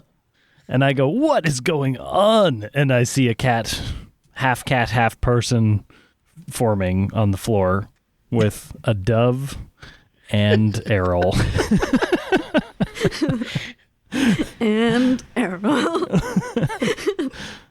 I got a 19 trying to grab the scruff. Okay, you nimbly switch from grasping the legs to grabbing the scruff, and you now have what is a complete cat by the scruff, and the cat is very animated, and of course you see somehow the bracelet became the collar again. We'll just narratively say that happened, and but you've got the cat with you. I've got the culprit, the rudder sabotaging cat Koa. Koa hears his name, is like, what? No, dude, I just fixed the rudder, man. A different Koa, a cat Koa. Oh, why would you name a cat? Well, anyway, whatever. Hey, tell me more stories, Pirate Man. Yeah, hold on 1 second. Is that the cat you were, that you mentioned? You found a cat, right, this morning on the ship, and it was friendly, and I don't know, I wasn't really paying attention to you, but I think that's what you said. Yes, this is a cat that can transform into maybe any form, but we definitely know it was transforming into a version of Koa that had yellow eyes. That's wild. At this moment, oh, sorry to interrupt. At this moment, the captain comes up with a peanut butter and jelly sandwich, kind of half-eaten, and realizes the rudder has been fixed and makes her way to the helm to pilot you further in the direction of what the artifact is indicating. Go ahead. Oh, I was just going to say, at this point, I will try to maintain my control of the cat, but I'm not going to, leave it dangling all uncomfortably, I'm going to try and cradle its legs so it has somewhere to stand, but not letting up on my grip, holding it firmly. Okay. Talking about dangling. Reine did not let go. She's hanging upside down from that collar.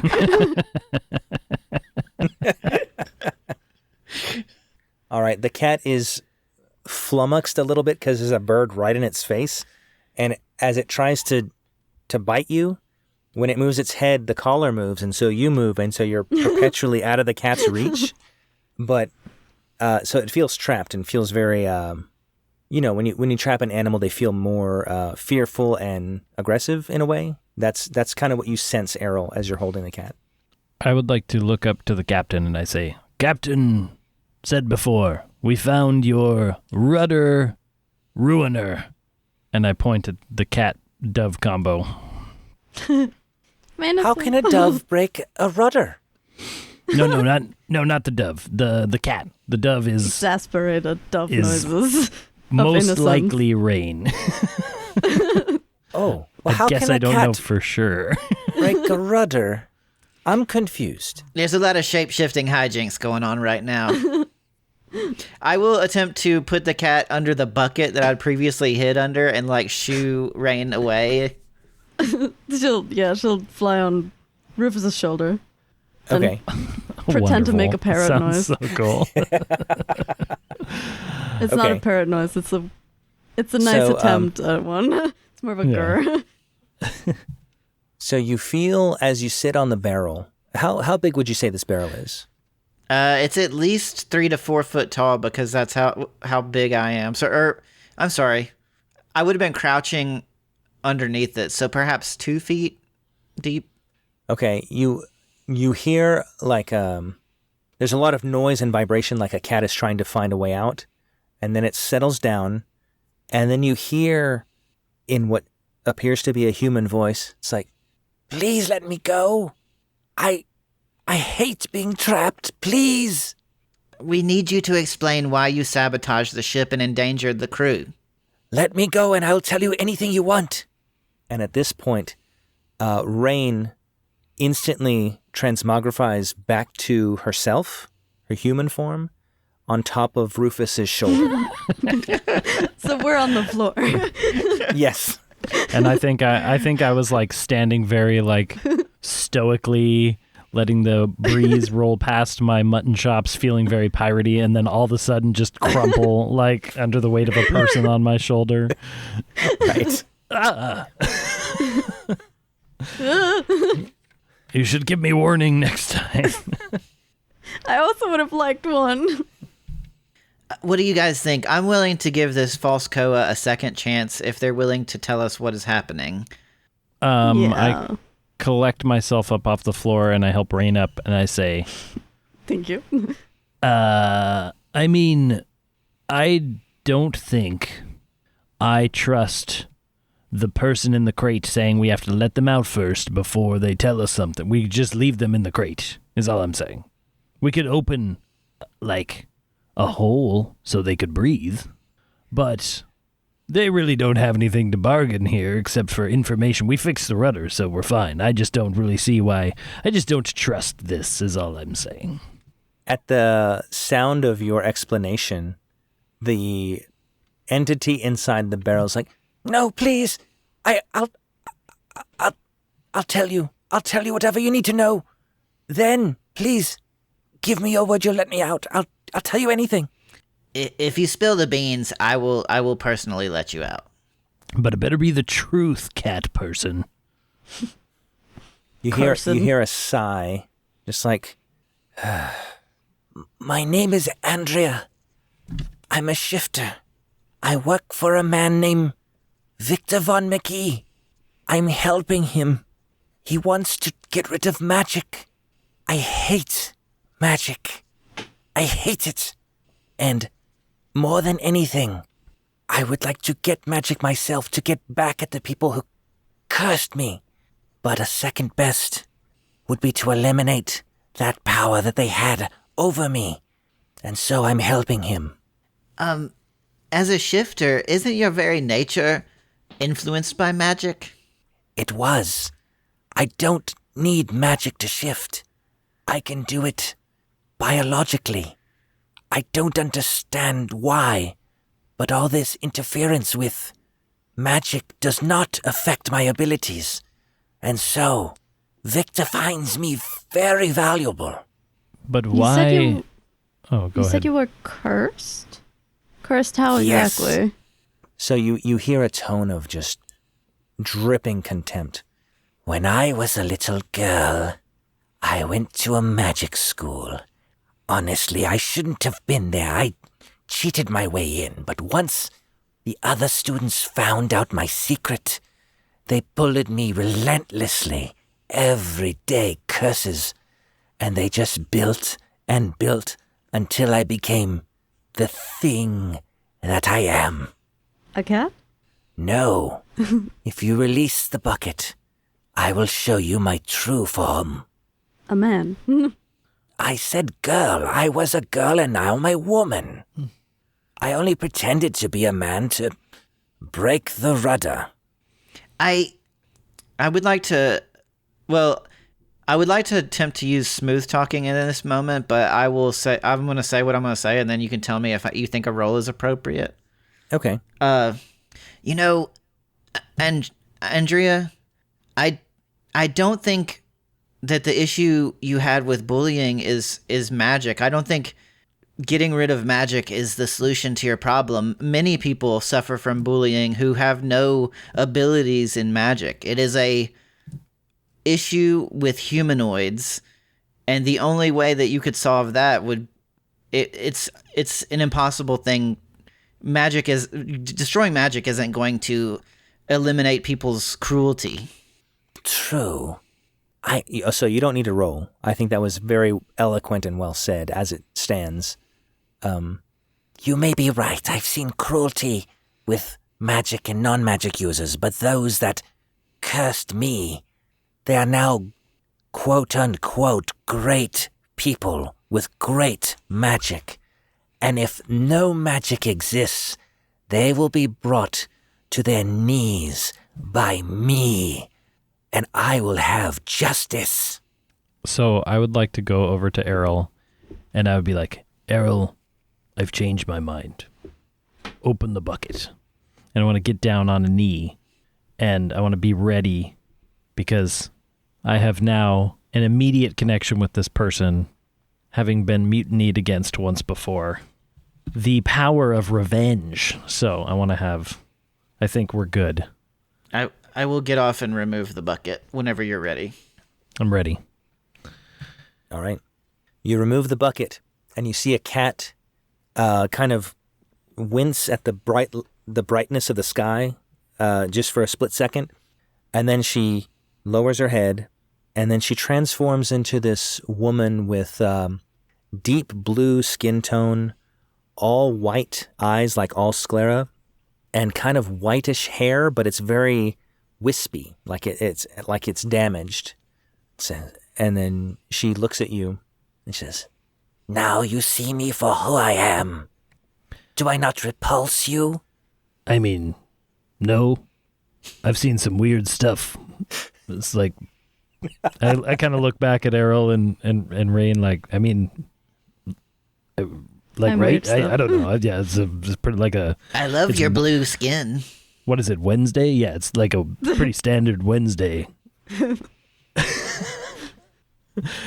I don't... What do you mean you like my blue skin? It doesn't horrify you? No, not at all.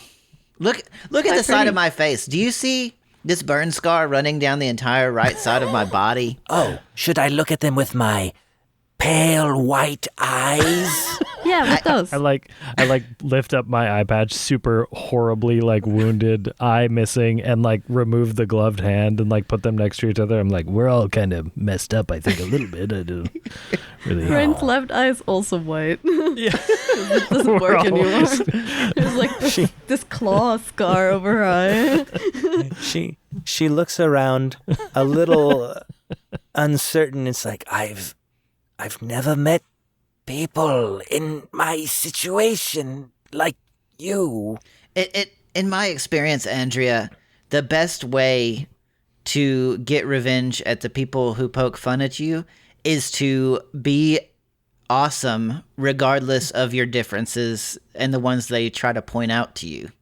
You see a wry smile come across her face like, "Oh, I am awesome. And I will show just how awesome I am once I have my revenge." Well, this isn't going the way I thought it would. Yeah, no, I mean, I get it. It's like this. There's these guys. They were my crew. They chopped my hand off. They wounded me. They left me on an island. And, conveniently, I actually got to get revenge on one of them, like, really quickly after it all. And, yeah, it felt pretty good. I don't really know where I was going with this. Maybe somebody else should take this over. Actually, I have a proposal. If you help us stop these magic disruptances, then maybe we can help you get revenge. We'll bully them. I'm listening.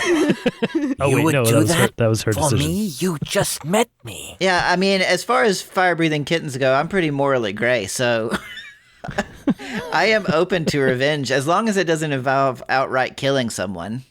I don't like No. bullies. I want them to suffer, not die. She kind of pauses and puts her hand to her mouth just to kind of think.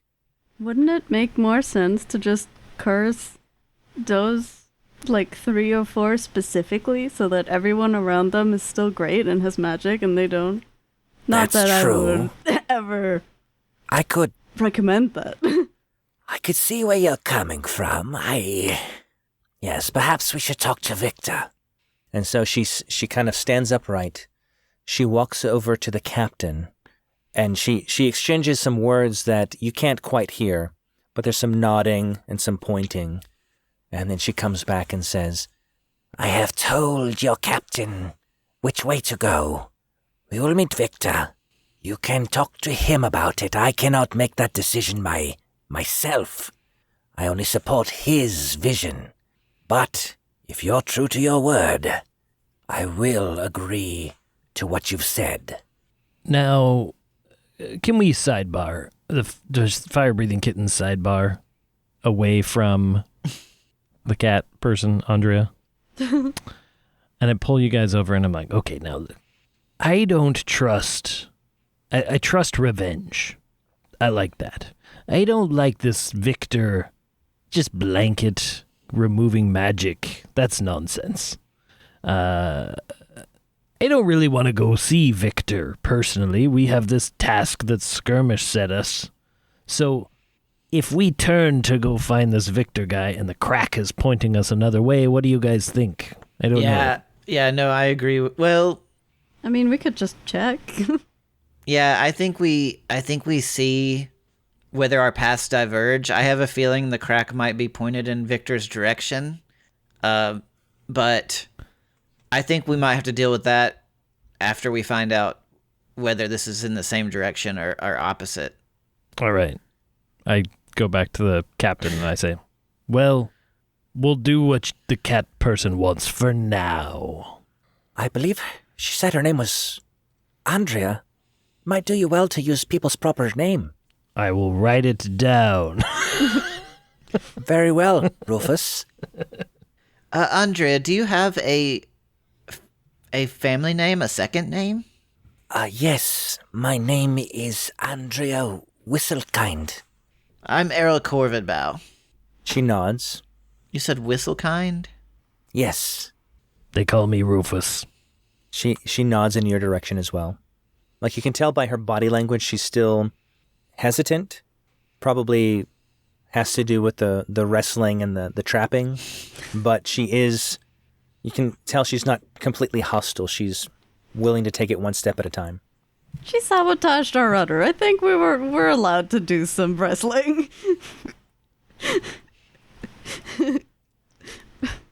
Reine and Rufus. So, anything else for right now? Not until the ship turns. Okay. As it turns out, the ship doesn't turn. It's still on course. You're still heading toward the crack in the artifact, or the direction the crack is indicating. It takes a couple of days, and so... Oh my goodness. So Errol has an opportunity to remake his soup, and everybody enjoys... It's a little hardier this time because he had like a practice run, and now it's much richer. And so everybody enjoys it. Andrea, you can tell, softens slightly. Like, she's still on edge, but, you know, she feels a little bit better. It's getting colder because you're heading north progressively. And then as you're approaching a mountain, kind of a snowy mountain, Andrea taps the shoulder of the captain, says, "This is the place. You can land." And she points to a rather flat area next to the mountain. So you can land right there. And so as the ship is descending, what you see come into view is an opulent edifice built into the side of the mountain. There are no windows that face out, at least on this side, but there's a large oak door, like huge, 15 feet oak door with a highly polished handle and door knocker, and that's what you can see from this distance. Can I talk to Laika and I say, now Laika, can you do me a solid and can we just do a quick hot lap around the mountain? Because I'm curious about the compass and I'm curious about the direction of this thing. And have the ship go around the mountain once before we land to see where the compass, if it's pointing to this place. Okay. She nods in agreement, says, "Of course, I think that's wise." And so she orients stuff, and Andre's a little confused as to why she's doing that, but you circle around the mountain, and as you do so, you see the crack change. So for the first time almost in your whole trip, it starts moving toward the mountain. Oh boy. Well, Errol, unfortunately, it seems you were correct. Andrea, have you been to this location before? Yes, this is traditionally where I work. Do you know of any side or back entrances? She pauses. Yes. There is the employees' entrance in the back. I say we try to attempt to enter through the back. Well, you are an employee, are you not? That's what you... Of course. I have my badge here somewhere. So, were it not possible to allow us to come with you in the employee entrance and save all the trouble of large oak doors, they're hard to open, etc., etc.? Well, I will say that the doors here are very well maintained and easy to open, but I don't see why we couldn't just go directly to Victor through the employee entrance. I like it. Victory for us. So, but she, Is there a landing pad for the back entrance, or is it we have to land in the normal spot? There's some flat ground semi-close, but not directly as close as you would be to the front door in that landing area. So you can land close by, gangplank is lowered, and then as you disembark to get ready to go to the employee entrance, you see Andrea hesitate. She's like, you can see her kind of weighing options mentally, and she's unsure what to do. Is there something bothering you? Well, yes, I don't know if I should join you. There's a bit in our contract when we work for Victor, non-disclosure sort of thing, but technically we're not going through the front, so I don't see why that would be a problem in this circumstance, And so she takes a few beats, and she's like, okay, yes, I will escort you. And so she descends. She leads you to where the employee entrance is. It's very cleverly hidden. You would not have found this yourself.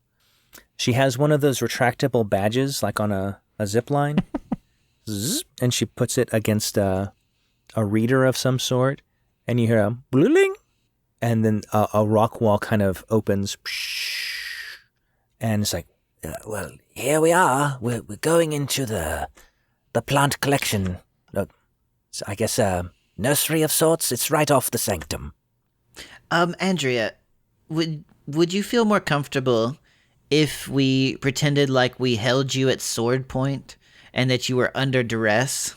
Why would I feel comfortable with a sword at my throat? It would allow you a little bit of plausible deniability. You were forced by threat of violence.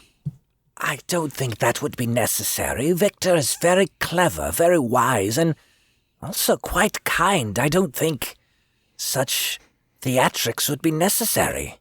Very well. All right. Can we make the Andrea go first? Oh, yeah. She clearly believes that she's leading you because you don't know where you're going. Fair. So she enters first. Is there anything you want to take from the ship before you proceed? Rope? I've got a grappling hook still on me, I would think. Okay. A full flagon of grog. Perfect. The important stuff. Grog, rope, grappling hook. There we are. So you've got, and then I assume you still have your water skins of water, Errol? Yes, I do. Or Okay. at least probably 1.5 at this point.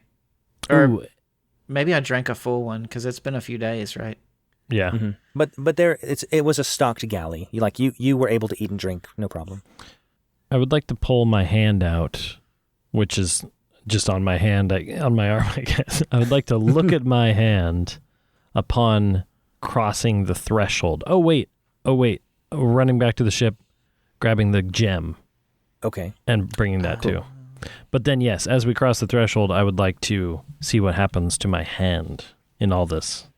It, periodically, I'd say once per every 2-3 minutes, it'll operate like a normal hand, as if it was an extension of yourself. Ooh. Like it'll just move, but only for about 10 seconds, and then it just kind of goes limp again. Interesting. All right. Well, I guess I'll kind of pace behind Andrea with the gem, kind of making sure that where we're going is coinciding with the crack. Okay. So she leads you through a fairly well-lit corridor, very Spartan, not very well decorated or anything. But she punches a code in It looks like a modern telephone keypad. Boop, boop, boop, boop, boop. Door opens. You walk in, and what immediately strikes you is the warmth of the room. So it's not uncomfortably warm, but it's warmer than most rooms would be at a comfortable level.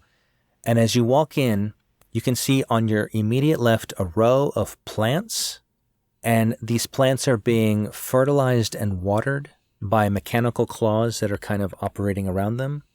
And then on the far wall, you can see a row of identical looking plants, but they're fruiting, and the mechanical claws are picking the fruits delicately off of these, they're like bushes. And then as you fully enter the room, you can see a door to your right, and then some stairs that lead up to a door that is flanked by windows on the left. Reine, do you recognize these fruits? Foraging druids? Yeah? Go ahead and roll your cliche and see if you can identify them. I guess I would be foraging, not druid. That is an 8. An 8? Yep. Okay. You've seen plants like these before. They're a little bit different, but your best guess is that they're coffee plants.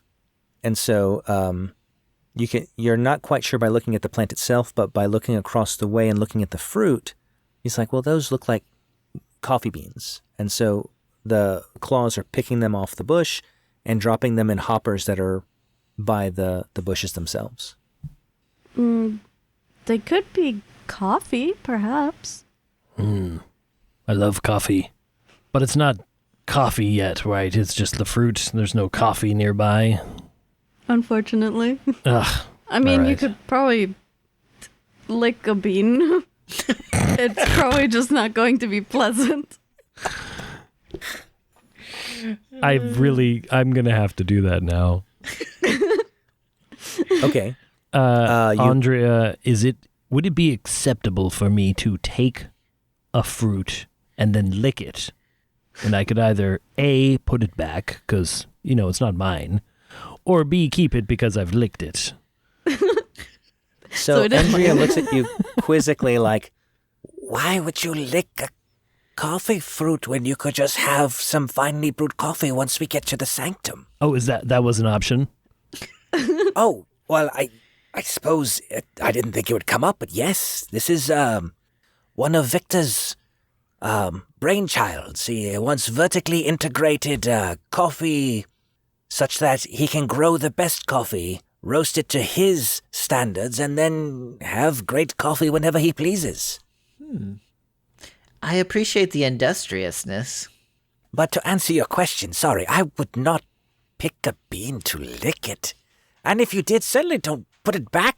Somebody else is going to have to consume that. But I mean, you would not do it because it's not allowed, or you would not do it because you think it's unwise? Both, and it's gross. My eyes And that's squints and I me. stare. Cursed lady thinks that's gross. Consider your life choices, sir. Errol will attempt to grab a fruit deftly off of the plant. Roll As I'm just cliche. squinting at the fruits, trying to decide. A thief. Can I wait All right. those 10 minutes for my Yeah. coffee? Or do exactly. I have to lick That's the this worst. fruit? I rolled a 5.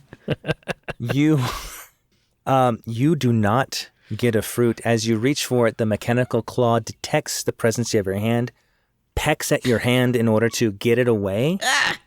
I'm hoping you withdraw your hand. If it attacks then me, and then it collects the fruit and moves on. Like, it doesn't continue to perceive you as a threat, but it knows that there was an interference, like boop, boop, boop, and then it moves on with its job. I would stay away from those, Rufus. All right, for now. So Andrea says, Victor's just up the stairs there. Does the crack lead us up the stairs? Yes. Okay. I show the crack to my team. Which one? We all know what I mean because of the context of the story. But I say, hey, it appears that our destination is up the stairs where Victor is. That might not be good. I don't know.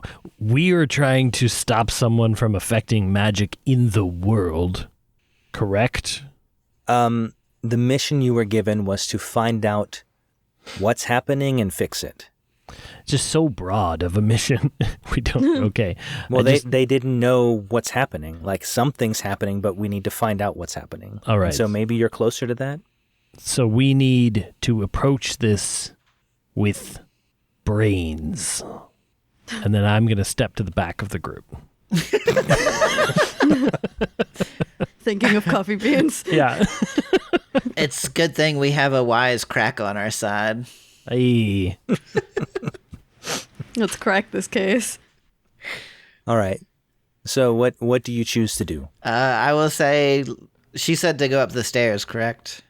Yes. Yeah. Then we will take the stairs. Always go left is one of our mottos, so the stairs are on the left. So you start making your way up the stairs.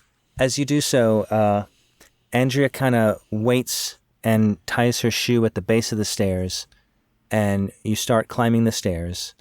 And as soon as you hit the 13th step of, we'll say, a 25-step staircase, you hear a mechanical click, and then the steps actually turn into a slide, and you start sliding down, and then at the base of the stairs, and Andrea has to kind of move, you see the floor open up, and then there is a pool with 2 sharks swimming in the pool. Oh, my.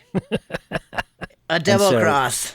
You are starting to slide, and as this is all moving mechanically, there is a pedestal that comes up on the opposite side of the stairway. Like, Andrea would be on the right side of the stairs looking up. This pedestal's coming up on the left side with a big red button. I will attempt to take the grappling hook that I have and toss it at the button. Okay. Oh, there is a railing on the stairs, too. Sorry, I should have mentioned that. I don't know if that changes what you'd like to do. But. To visualize the steps are very broad at the base, and as you go up, they narrow. So at the base, they're like 20 feet across, and as you go up, it kind of shrinks. And so you're about halfway up. It's about 8 to 10 feet wide. Well, the railing's probably better, huh? Because I don't know what the button does for sure. I really just imagine Rufus just going for the sharks. Really? I can't get the image out of my head of him just like swan diving on purpose down into the tank to try to wrestle a shark. So I kind of want to do that. All right. I had a similar thought with Rain, that she would like try and transform into something heavy and just cannonball into the tank. But I should maybe try to press the button. So we'll see if it ends up as a dove or like a bear. Depending on that, we'll go for what happens. I think regardless, I was at the back, and my first reaction is to take a swig of grog. Okay. So as the steps transform into a slide, you have your grog that you mentioned you came in with. So you take a swig, and then I assume you're turning to dive into this pool, correct? Yes. While you're diving, Rain is attempting to transform. Is that correct? Yeah. Okay. You know, while the Rufus modus operandi is going on, take a swig, lick a bean, and then dive bomb. Yeah. So are you transforming into your werewolf form or a different form? She would go for an animal. So, it would definitely be the druid cliche. Okay. Yeah, the question is just if it would be smarter to push is the button like supposed to be out of our reach? It would be as if you were coming down the stairs holding the rail on the right side. As soon as you stepped on the ground, if the ground were there, the pedestal will be right on your right. It's like almost a continuation of the railing. So it's there.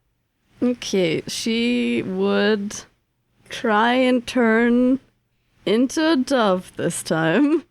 And just hope that if it doesn't work out, she's gonna turn into like a little whale or something like that. That's just heavy and can just like boof. So go ahead and roll your druid cliche like you were mentioning, and then a d10. And while you're doing that, Errol, what are you doing?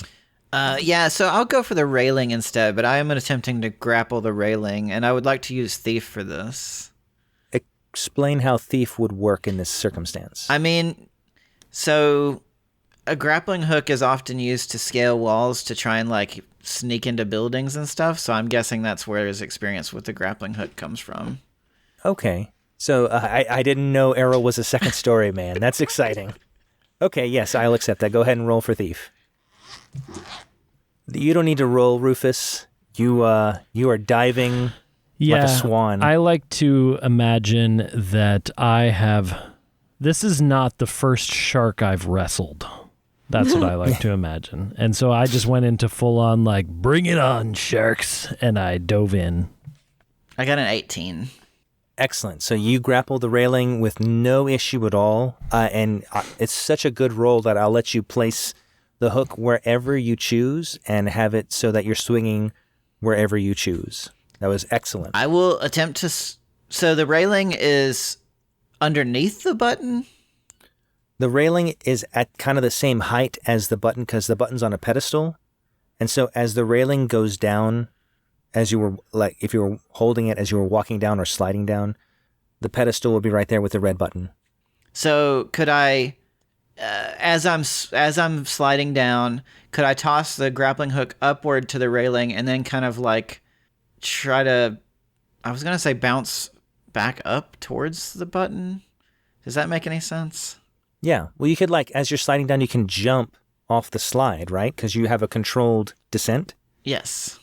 And so you can jump up, and so now you're hopping, holding onto the rope, and you're airborne with a trajectory of landing near the pedestal with the button. That'll work. Yeah.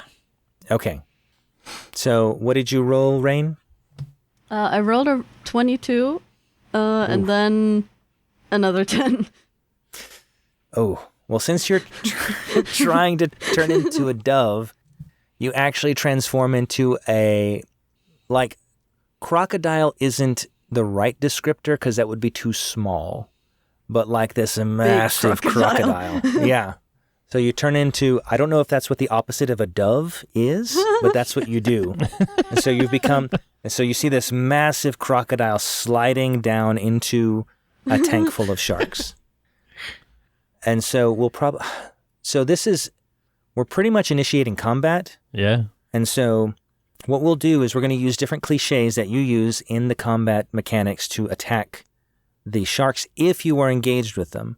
So, Errol, it doesn't sound like you are. And so what I'll do is, since Rufus told me what he was doing first, I'm going to go Rufus and then Errol and then Reine, and then we'll kind of rotate that way. Okay. So, Rufus, tell me which cliche you're going to use if you're going to attack. And then I'll roll for them. So I think in this case, specifically since I mentioned grog, one of my cliches is full of tall tales and grog. So I'm going to try to chug as much as possible and then just try to land on a shark and grab its fins. And all right. Less combat, more... I mean, it is combat, obviously, but like I'm trying to like ride it, basically. Okay. So you're trying... Yeah, I gotcha. Yeah. Cool. I got a 13. That defeats, we'll say, Shark A. And so they're going to lose a dice. Just so you know, the cliche that the sharks have is Killing Machine. Oh, great. Level 2. And so that's what they're attacking with. Since you've defeated their total, they got a 5. They've now lost 1d6, and so the next time you encounter them, they'll be at a disadvantage. I guess it'll just... And listener, combat will continue until somebody loses all their dice, and then at that point, the winner determines what happens to the loser. So that's what's happening so far. Okay. Next is Errol. I guess I'm going to push this button. I'm a little worried about what it might do, but... Okay. So as you swing onto the button, you see in very clear white letters on this big red button, it says off. So you press the button, and what happens is first you hear a click. The stairs become stairs again, so from slide to stairs. And then the floor starts to go back. And so please be aware that Reine was sliding on the slide and now just kind of gets popped up by the steps. And so she's popped up a little bit. But Rufus is in the water with the sharks with his ceiling now closing. Is there an on switch? Unswitch it. I would say there was, and you had triggered it when you stepped on the step. Okay. So I guess I'm gonna go down the steps if I have anything left to do, because I've already triggered this, right? Yes. And so, well, that's what you see, and it's not fast. The stairs are fast, but the sliding thing is not fast. Like, it retracts slowly. But we're gonna go ahead and go to Reine. Okay. Reine, you've been popped up, so you're not sliding quite as smoothly. You still can make your way to the water, but what would you like to do in your mega crocosaur form? Am I big enough that I can hit the 13th step with like my tail? Yes, you are very long. I'd say you're probably 17 feet long, and so you easily just start slamming all the steps, but you find the one that's proper, and it clicks into place, and you see the floor stop and then start retracting again, and then the steps click down into a slide, and you start sliding again. Yeah, I will say you have enough, I guess, movement per se, or whatever you want to call it, to attack one of the sharks if you'd like. Yeah, I want to cannonball down onto like the one that Rufus isn't sitting on. Okay. Go ahead and roll an appropriate cliche. I guess it would be druid because I'm a crocodile. Wild shape. Yeah. 10. Oh. They also got a 10, but I think ties go to the player. Yeah, I'm so 100% sure. I definitely read it that way. Yes. No, I'm for sure, because I knew this would potentially come up. So you've won that battle, but it was a close one. So there's like gnashing teeth from your end and gnashing teeth from the shark end, and you're both trying to outbite each other.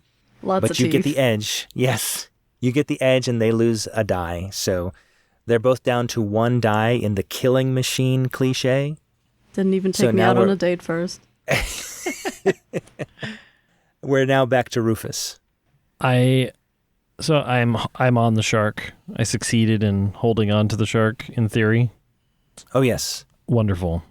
Real quick, is there anything in the pool of water? No, just water and two sharks. And then if you were to go down and the opposite way of the stairs, there's a bit of a tunnel, but an underwater tunnel. Interesting.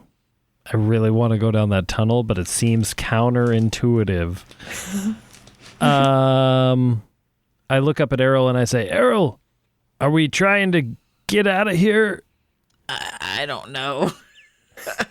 Don't become shark food. All right. Well, I'm tempted to. I'm just gonna keep wrestling the shark. I don't know. I don't really know what else I have. I don't have a lot of tools that would get me out of this situation.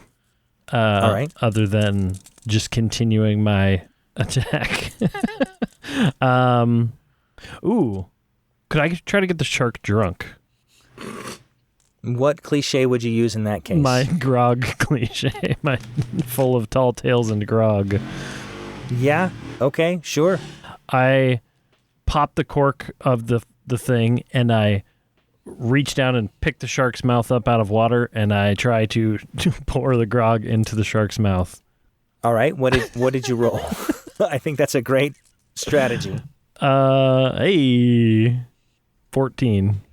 Okay. I will say it has nothing from it only has its killing machine cliche. It doesn't have any kind of alcohol resistance cliche. So you've decimated it. It is, I wouldn't say unconscious, but kind of loopy to the point it's almost blacked out. Wonderful. Like it's really, really, really drunk. And not a danger. So it's out of commission. Okay. I prepare myself to jump onto Reine if that's an option, but it's not that. I already did my turn, so. Cool. All right, Errol, you're up. Okay. So there is no above the level of the water, aside from the slide, is there any other exit out of this room that's above the water? Yes, there is. As you came in through the employee entrance, there was a door to your right, and then the staircase to the left that leads to the room with the windows. I'm sorry. I'm confused now. So... Okay, picture you're in a video game, and your character is walking in from the bottom of the screen. On the right side of the screen is a door. On the left side of the screen is the staircase that leads up to another door.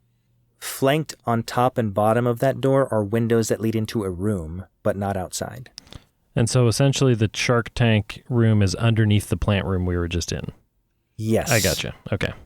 So the stairs that turned into the slide, those were the stairs up to the door that we were trying to go to, right? Correct. That's right. But the floor, the pit that we're in, is below the level of the plants. Mm-hmm. Correct. It's like a subfloor. It's a So- super villain shark pit move. Yeah. Bingo. Exactly. A cliche move, if you will. I like it. So from the pedestal that I'm standing on near this button, could I throw my grappling hook to the right side door? That's very far. It's very I don't think far. you would be able to make it. No. And there's no platform in the middle where these sharks are? No. It's just kind of like a swimming pool. What about the door on the left side? Is it closer to me at all, or is they equidistant? Oh, yes. The door on your, I guess, behind you or opposite the shark tank would be pretty close. Just up the stairs, 25 steps, and you're at a landing that has the door. I can't hit the button until they get out of the water. So If you would like to tell them to get out of the water, that is a free action. I will say, get out of the water, escape the sharks, and can I hold my action to hit the button once they escape from the sharks? Sure. Yeah. Okay. I'll let you do that. I can cut it off as soon as you guys get out. Okay. All right. Rain, you're up. I believe my shark still has one cliche left, right? Yeah, one die of killing machine. Big crocodile. She's gonna do death roll.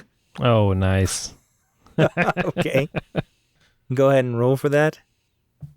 I mean, she tried to, not kill the shark, but, give it kind of, nausea, Disoriented. confusedness, disorientation. Yeah.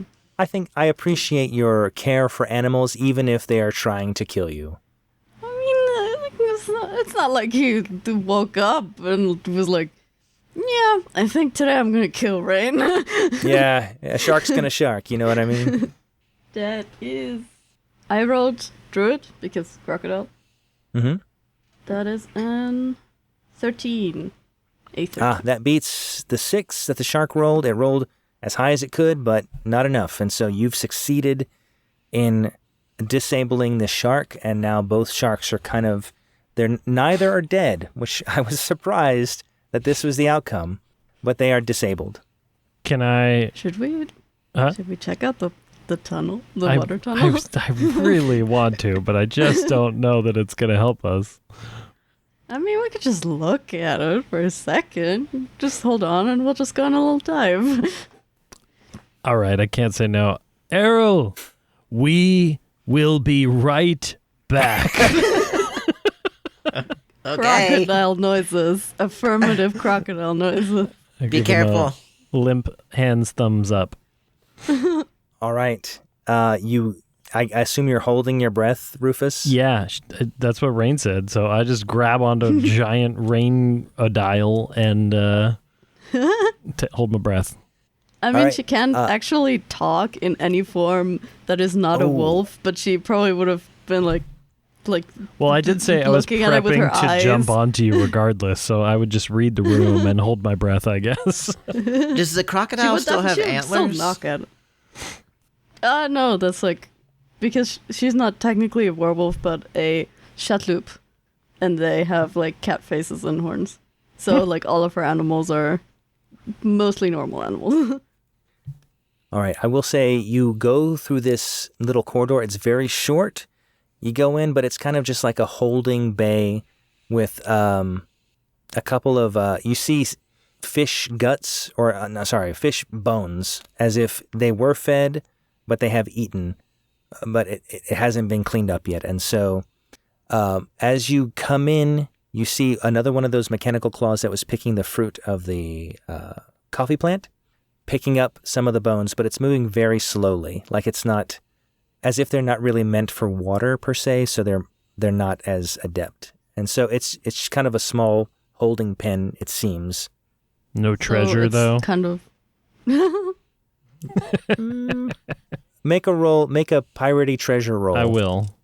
I have a tunnel vision for treasure cliche that I haven't no used depth yet. Perception. And one eye depth perception, but I got a 10. That is actually pretty extraordinary. So, yes, you find a small glint under some fish bones of a golden amulet that has an emerald inset in it and some strange writing around it. Okay. I'm going to grab it. You do. So but that's pretty much it. this is like a filtration tunnel-ish, or like something that connects to like the filter. Or Yeah, I think that's a good assessment. yeah, then we probably don't fit Yeah, through. I suppose we we'll just get anywhere go interesting. back to Errol, who's just He has his hand over the button, yeah, ready. waiting for us probably very impatiently. The question is, how do a 17-feet crocodile and a one-handed pirate get up like, I don't know, 2 meters of solid blank rock cement wall? Well, I imagine I could, once you guys are ready, I could push the button, and then as the lid closes, you can probably climb atop it, is what I'm guessing. Or you have your Can grapple we hook reach too. the We lid could- from down there? with a rope, right? Yeah, I do have the grapple hook So with we a could- rope. Well, I could climb it, maybe, if my hand cooperates, and you are a crocodile. But I should be able to turn back, I think. And I have 2 hands, So- so I have better odds. So, GM, from what we saw of the steps, any step you step on from when it turns back into steps will go switch it back into ramp mode. No, I think it was the 13th no, it was- step. Right. It was specifically the 13th step. Okay, so Bad luck step. As far as you know, like there may be more you just haven't gotten higher than that. I got you.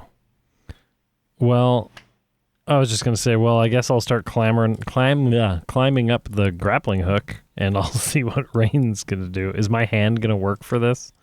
No, it's not. All right. Well, I don't do a very good job, but I think I could slowly make my way up the rope. I mean, you do the rigging and stuff. You probably have some good climbing muscles. That's true. All right. I make my way up, and I join Errol, ready to press the button. The climb takes so long because of your one-handed climb. Yeah. That Reine transforms back into herself Okay. during that time. And 10 minutes later, I I'm would like, climb I'm up almost after. up. One more thing. Let's not tell him it's Rigmar. All right. all right. So now I push the button, or did I already push it? I want to push the button. Let me push the button. Rain, Do you push the you're button now? climbing up too, right? Yeah. Okay. Cool. We clamber up. Go ahead, Errol. Press it. Also, All right. where's Andra? She's watching. She's watching the whole time. Oh, okay. So is the button Yeah. pressed? Yeah, I'll press the button. Okay. You press the button. Mechanical click. Stairs come out. The floor returns into place, and the pedestal with the button retracts back into the floor. Andrea gives you a nod of, you can tell she's impressed, and kind of the golf clap, like, wow, that was amazing. I should have warned you about that step. Sorry. And so she points out specifically, yes, this step right here, don't step on it. And she walks with you to make sure that, you can trust walking up the stairs. And so assuming you skip that step, you make your way to the landing. Yeah, we'll skip. Imagine stepping on it on purpose I for know, no right? reason. It's like, Whee, "See ya, sliding Andrea." time. As you make your way to the door, in one of the windows flanking the door, you see the face of a corgi looking at you with its tongue out. Aww. Hey, I would, since I am the thief and I neglected to check these stairs, I would like to check the door for any other traps or tricks. Okay. Roll for your thief cliche. I got a 14. That's excellent. You find nothing. This is a very standard door, but ornate, like it's a beautiful door. I will not knock. I will just open it. Okay, you open it. As soon as you do, the corgi runs to you, but doesn't jump on you. It just kind of like hops around the four of you and is so excited, just like tongue out, tail wagging, like very excited. And then you hear from the inside the room, it's like, "Oh, yes, I'm so glad you have made it. Please come in." I squint my one good eye and I say, I suppose. Now, what are we looking at with this voice we heard? As you walk in, you see a high elf, white hair, one of the older high elves that you've seen. He's dressed in kind of a robe that's a mix between like a green robe with brass features and what look like almost shoulder pads, like pauldrons that are metal, but you can't quite tell. It could be just for effect, like a ladies' 80s sweater. Got it. Rain is kneeling down and petting the corgi if it lets her. Oh, yes, absolutely. The dog nuzzles next to you and is enjoying being petted and is so happy. So, pardon me, we hate to intrude upon you, but if you knew we were coming, could you not have shut off the shark tank trap for us? Oh, of course I could have. But please understand why I have brought you here. I could have easily not sent the storm to you either. But that wouldn't have proven yourselves as true heroes now, would it? I don't know that I agree with the methods, but can't argue the results, am I right? And I nudge all my teammates. Very impressive. I am so happy that you have made it. Please, are you hungry? You have had quite a long trip. I also have coffee and hot cocoa. I get very excited about the coffee. I also lean down to Rain and I say, do you think that the grog that I gave the shark, was that okay? I don't know. It's just, I'm just thinking about the shark and whether or not it will succumb to alcohol poisoning or just be drunk down. I don't know. Anyway, I'd love some coffee. Absolutely. How do you prefer your coffee? In my face, am I right, everybody? Unpoisoned. Yeah, well, also that. Oh, well, I assure you, as far as my word is to you, maybe it is not so good. I will not poison any food or drink. I will be very open and honest with you as far as why you're here and why I am here and why I am doing what I'm doing. But first, coffee. Anyone else? Hot cocoa, coffee, they're both excellent. No, thank you. I'm good. I will take 3 then. He makes 3 coffees. Black, I assume, as the pirates would have. Yeah, I probably put salt in it or something. I said unpoisoned. He gives you the 3 coffees. And please, if you would like, I have food on the table. And you smell just kind of the overwhelming smell of very fresh fruit, but very appealing fruit.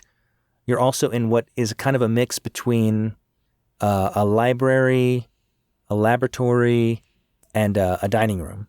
And so there's some machinery that would be from a laboratory, a lot of books in rich mahogany bookcases, and then an elegant dining table that's filled with food, and 2 silver trays covered with silver lids. Does he have many leather-bound volumes? Oh, yes. I have so many volumes. I'm a bit of a big deal. I don't mean to brag about it. I presume you are Victor von McGee. At your service, yes. Victor von McGee, I knew you would find my name before I had to introduce myself. I assume you're with the Fire-Breathing Kittens, is that correct? Correct. Excellent. I'm not familiar with the three of you. Do you mind telling me your names? Errol Corvidbow. They call me Rufus T. Carbuncle. Reine Elverby. It is such a pleasure to have you here. So, you have your coffee. Let me get down to business, as they say. I am trying to save the world, and I need help saving the world. And I'm trying to find heroes that are brave enough and strong enough, intelligent enough to help me realize my vision. Now, when you said save the world, what Andrea said was stop the world from having magic. Yeah, they are one in the same. Let me explain. This may come as a shock to you. The teapot. But, no. Oh? I know of this teapot. I'm not as concerned about that. I think, your group is very capable, and, you will find an answer there. But there is a much more bigger existential threat, and it is that magic itself is being harvested from all of us. So if you think of agriculture, a farmland, a farmer plants seeds, and the crops grow, the fruits are harvested, and then the cycle continues. But each time you reap greater and greater amounts of fruit. What is happening with all of us, even to those who do not believe them to be magical, is they are imbued with a seed of magic. And if you exercise it, as many spellcasters do, when you die, it is returned with greater quantity, and there is a giant entity, being, I'm not sure what to call it exactly, an arcane intelligence that surrounds our world, that is doing this harvesting, and it is feeding itself with this magic. It has been doing so for thousands of years, and it will continue to do so based on my calculations for thousands more. When it has reached maturity, it will eliminate life as we know it on the planet. We must strike before it is too late. So I have found a way to interrupt this magic cycle, store the magic, and use it against this vile creature. GM, while this is happening, I would like to see if I can nudge Rufus and look at the crystal that he had in his hand. Sure. Like, wordlessly trying to gesture to, like, look at it. What is it doing? It is kind of vibrating a little bit, and it's pointing. There's a machine behind a Victor, and what you see is a large metal cylinder with what looks to be like a diamond-shaped window or something, maybe glass on it, but either way, it's glowing green. It's kind of this pulsing green energy, and the crack is just kind of vibrating, facing that series of devices. There's the tank and then some machinery associated with it. Mr. Von McGee, what evidence... Please, call me Victor. I'm sorry. What evidence do you have that this entity is bad or having a poor effect on us? Very good question. I had the very same question myself. So, years ago, I was working for an organization called Dreams Unlimited Limited, and they had me researching, translating old tomes that were in different languages that have long been dead. I'm very good. I don't mean to brag, but I'm very good at translating. So, I have found this creature in this tome. This has been known for thousands of years. And as I research, I find more and more evidence of this creature. Additionally, I have an opportunity to show you the real truth. Of course, who would believe an old tome? Anybody can write anything they want in any book. Why should I believe that? But if you're willing, I can show you the truth. Are you interested? What means do you have to show us the truth? I'm so glad you asked. And so he pushes a button on a brace that he has on his left arm. And as he does so, the covers of the silver trays on the table open. He goes, on the table, on the silver trays, I have 2 types of fruit. Okay? Yeah. I have the fruit with the blue peel and the fruit with the red peel. And if you eat the fruit with the blue peel, you will fall asleep. You'll be transported back to your guild hall. You wake up, and it is as if we have never met, and it's fine. You do not need to help me. However, eat the fruit with the red peel. I can show you the truth. Reine, what do you think of this fruit? It's a fruit with a pill inside of it? No, I'm sorry, my comment is not very clear. The peel, the outsides of the fruit, the peel, like you remove from an orange, but you eat with an apple. The fruit with the red peel and the fruit with the blue peel. Reine, do you recognize these fruits? Oh yeah, I think he's talking about the charlotte of the fruit, you know. You are under no obligation to eat any of the fruit if you do not choose. You can eat neither.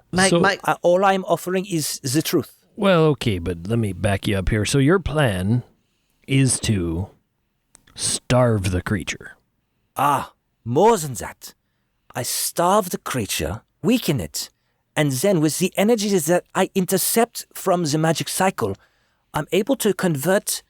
I did not have this technology until recently. I was in Briar's Glen, and I find the remains of a giant space station. And in that space station is the technology I need. They have a beam weapon. I can convert this beam weapon to use the magic in the tanks and use its own food against it as a weapon. But, okay, let's say we eat said red pill, right? Tastes good, you lick it. No, not peel. Peel. Right, sorry. The fruit.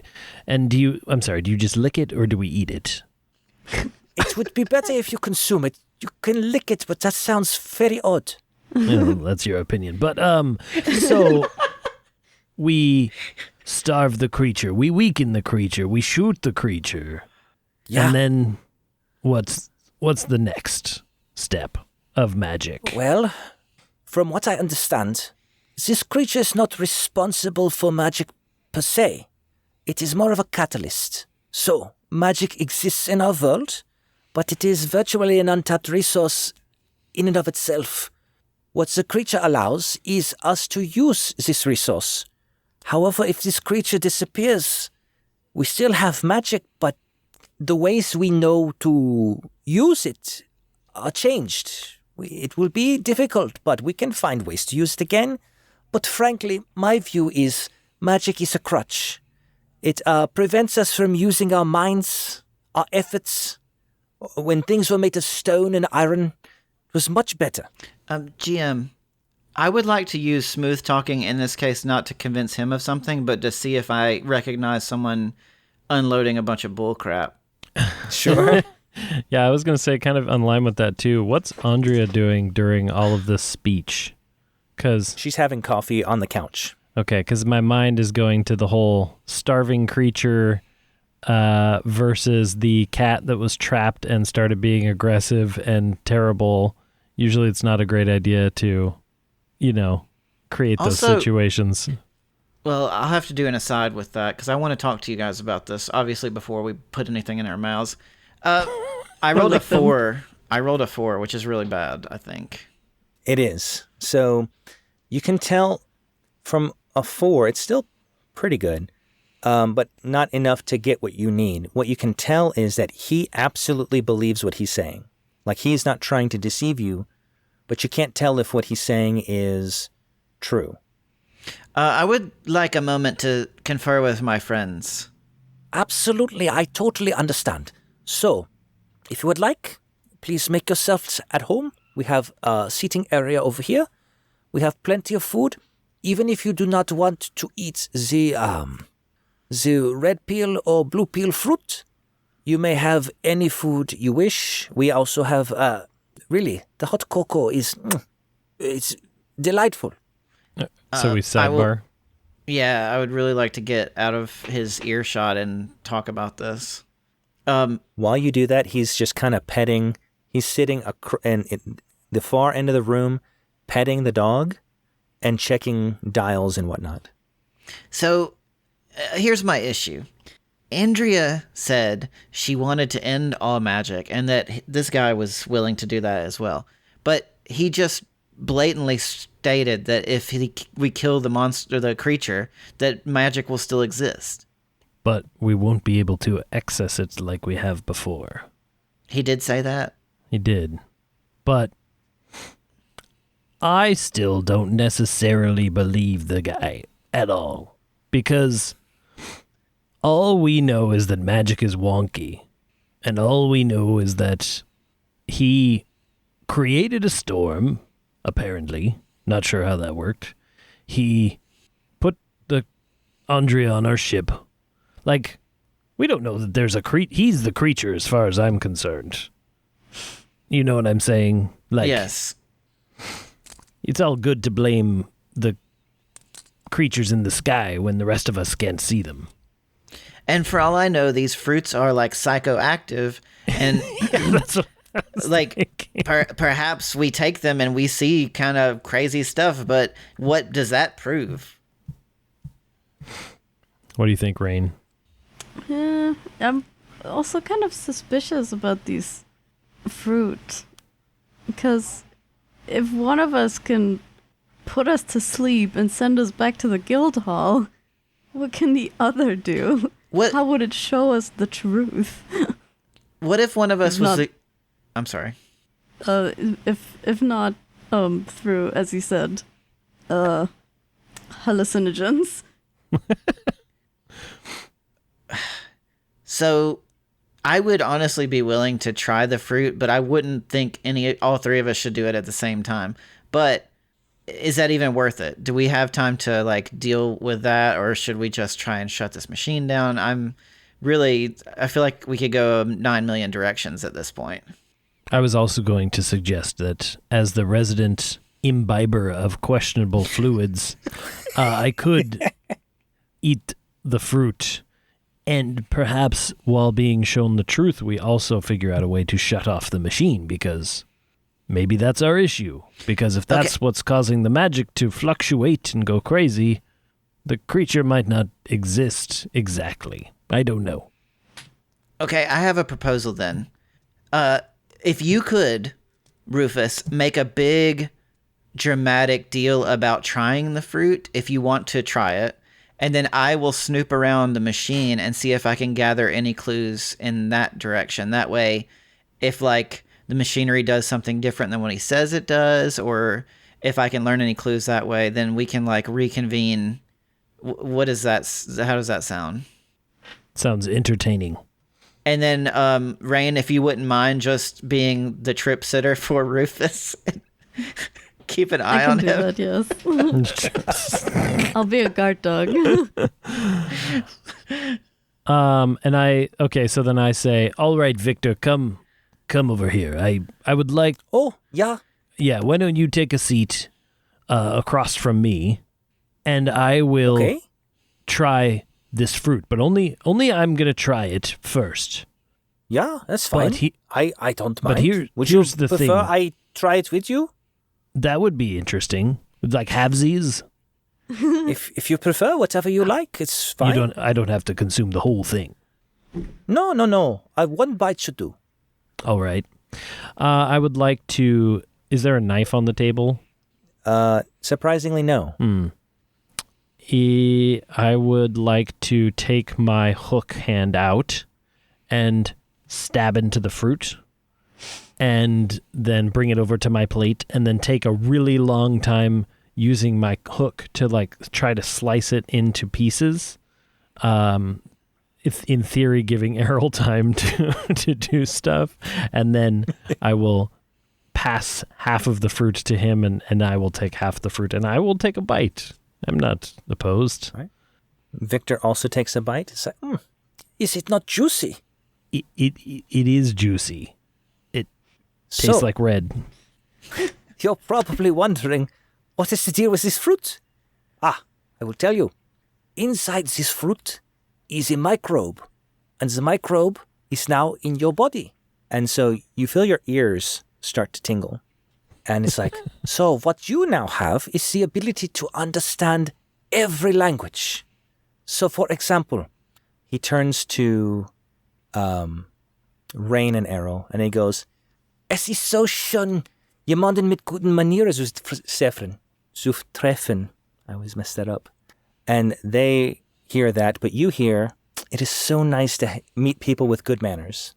Ja, finde ich auch. Say, you see?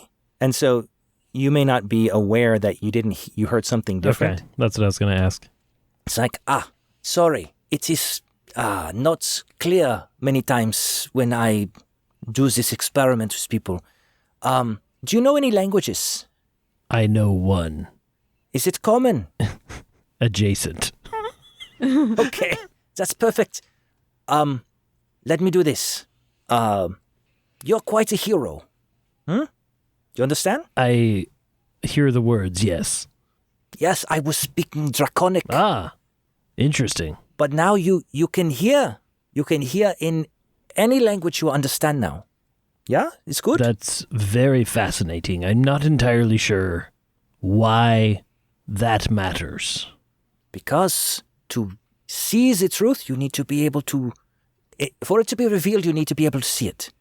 Now, let me show you my latest invention. And he brings out a small handheld device. It looks like an old-fashioned telephone. This is a teletrophone. And it allows you to communicate with any other teletrophone or even hear people around the world.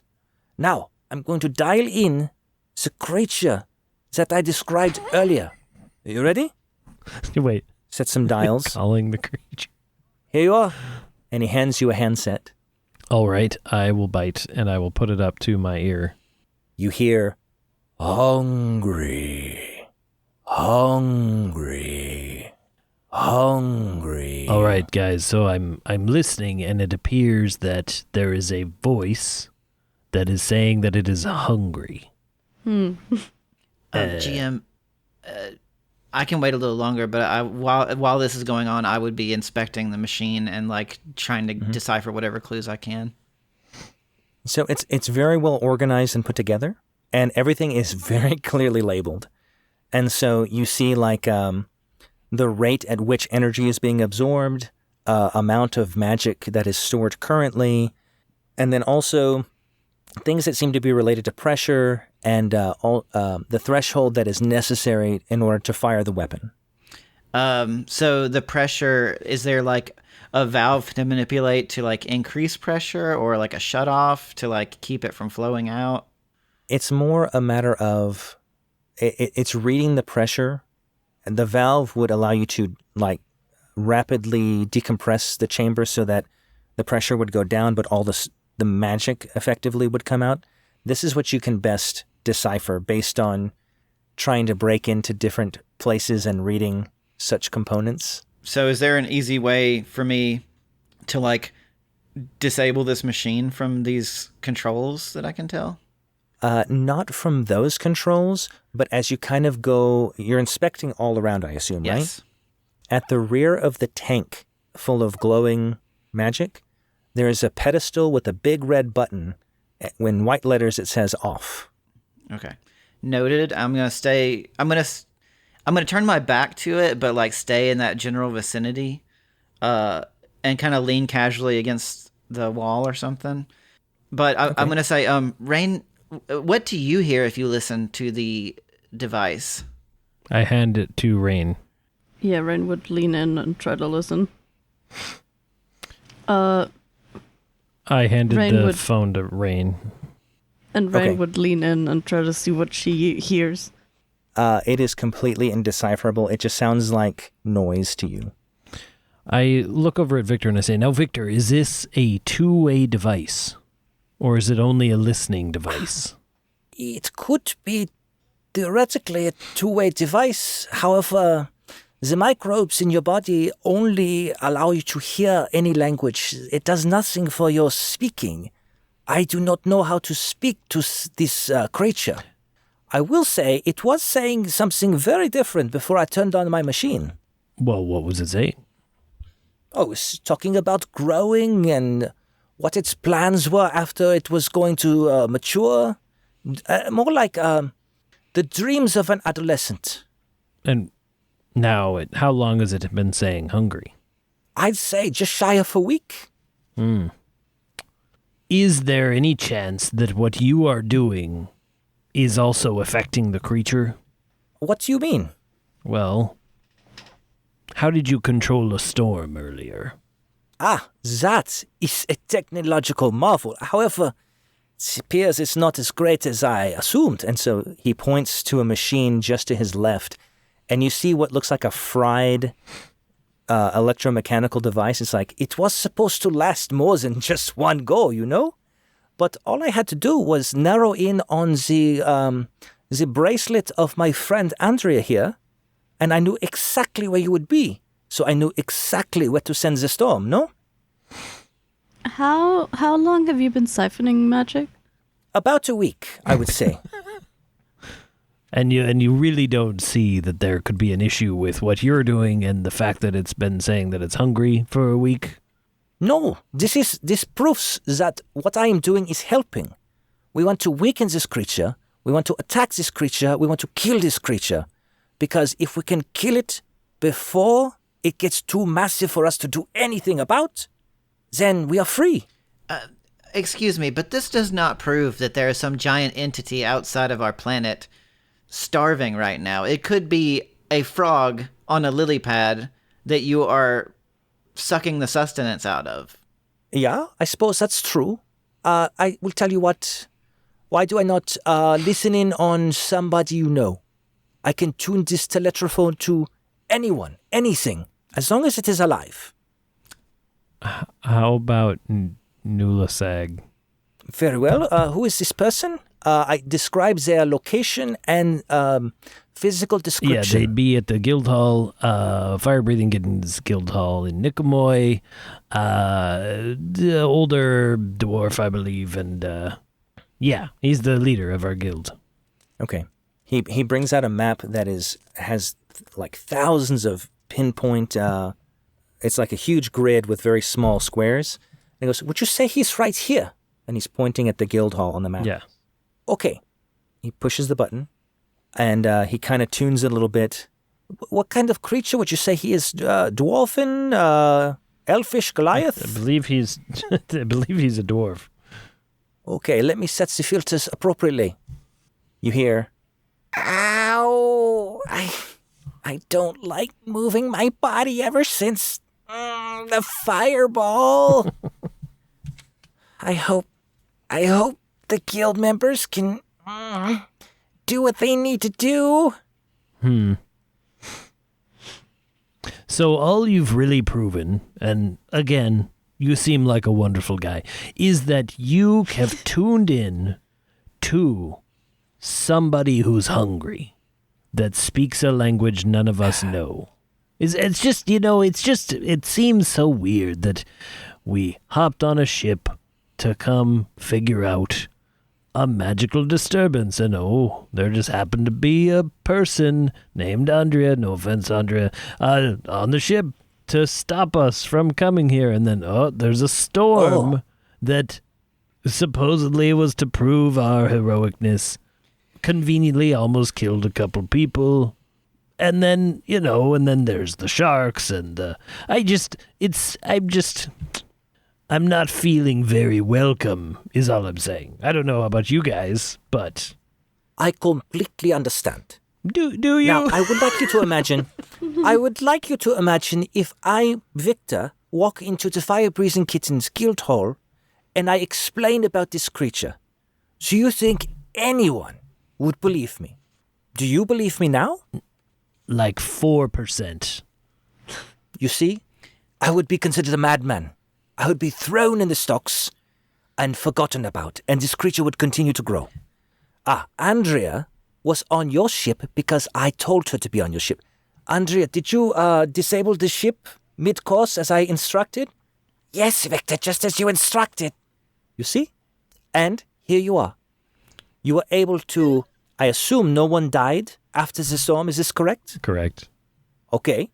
I assume you were able to figure out that the ship was disabled and you were able to repair it? Correct. Yes? And this trap, as you call it, you were able to subdue it, and you are here unscathed. Is that right? How are your sharks with grog, by the way? Did you feed one of my sharks grog? I did. Possibly. Yes. I will have to... Andrea, please activate the medical robots. Yeah? Yes. No, one shark or both? Just one. The Yeah, other one, just a bit the other one confused. might need to be turned up, back right side up, though. Oh, yes, both medical robots, yes. Yeah, quickly, please, yes. Okay. No problem. I understand heroes have different methods of accomplishing their goals, but that is why I asked... What I would you have done if you tested would have you. dropped into a shark pool? Oh, I am not a hero. I am simply a man who is seeking to contribute to this world in a way that I can. My intelligence allows me to translate old tomes and allows me to build machines that can make a difference. And that is what I have done. But I am limited. I am one man. And nobody believes me. Do you? What happens if we dial Well, like 16%. you in on this machine? I'm right here. I suppose you could hear me. It would be an echo. So it only captures your voice? Yeah, it is an auditory communication device. No visual component. I don't trust this guy, Rufus. Me neither. Rain, I want to shut this machine down. I'm going to... So Oh, go ahead. the other end of this telephone-tron metry thingamajiggsy, is it entirely technological or is there a magical component to it? Are you asking, is Rain asking Victor? Yes. Okay. Oh, that's a great question. All of my devices are 100% technological. I used to be an artificer and use magic to supplant or to support my designs, but seeing as how magic is the main enemy, the main way our greatest threat feeds, I do not want anything to do with that. With the exception of this, this weapon we have, eh? No? Then I would have understood if you would have said the second receiver of this device magically teleports to a square that you indicate. How do you tune this device to function? Well, let me show you. And so he walks over to his bookcase of many leather-bound books. He pulls one out. He flips a few pages, says, "Here you are. Here are the schematics of my invention. It is all right there as clear as day." Could you explain it to me like I'm a 5-year-old? Ah, of course. I'm sorry. I've been around for 8,000 years or so. I sometimes forget what people are capable of and what are not. No problem. No, I don't mean to be... Once you are 7,000, I think you will understand. So, the way it works is it tunes into the type of creature you are. That's why I had to ask the description of this Nulasag, was it? Location, description, and there are a few extra settings I have not quite figured out but are necessary. So, for example, with the creature, I have to point the metal wires that configure the signal up rather than out. That is why I am in the North Pole. It's the only way, it's the clearest way for me to hear what the creature is doing. So, 7,000 years old sounds magical. Is that not the case? I don't know. I know my, how do you say? My race is a very old one. Normally we live probably 30,000 years old, assuming we don't succumb to a violent end or accident, something like that. So I'm still relatively young, in a manner of speaking. All right. Not even halfway through. I would like to give Errol a look and try to communicate in the look that I don't trust this guy either, and I'm going to distract him. And I'm going to do that with my Full of Tall Tales roll, I think. And I'm going to see if Errol understands what I want to do. I got a 14. That is enough to keep his attention. Errol, I'm going to show him the cool necklace I found is my plan. I'm going to try to distract him with shinies because it works for me. I'm assuming it will work for other people. And I will, while that's happening, I will hit that red switch and do anything else I can to disable this device so that it no longer works or functions. So I pull out the golden emerald amulet that has strange writing on it, and I look at it and I say, so I found this in the shark tank, and I'm curious if your crazy microbials will tell me what this writing says, because I still can't read it. Oh, again, it affects your ears. I don't know about microbes that affects eyes, and of course patterns could mean anything. But no, I'm sorry, I don't know this writing. You say you found it in the shark tank. I put it like really close to his face. So he examines it like he's really transfixed by, because he hadn't seen it, or if he has seen it, it's been a long time. And while this is happening, Errol, you're pushing the button and just kind of monkeying with stuff? Yeah, I mean, I'm going to hit the button and then I'm going to do Wolverine and just try to wreck everything as best I can. As you do that, you hear an alarm that is kind of a bwam, bwam, like that. And Victor turns quickly and says, what have you done? This place will be flooded with magic. It will be released into the atmosphere, and we are so close. The concentrations will be deadly. And so what he does is he moves, he's old, but he's very agile. And he says, Waffles, come. And Reine and Errol hear, woo, woo. Whereas Rufus hears, coming. And he pushes a button that is at the hearth of a fireplace. He turns it. It becomes 2 customized chairs, one for Victor, one for Waffles. Pulls a switch, it turns around again, and they're gone. 45 seconds later-ish, I don't know if you're still wrecking stuff 45 seconds in, you hear a rumble and see, I guess there is a window that's facing out. You see the trail of a rocket escaping.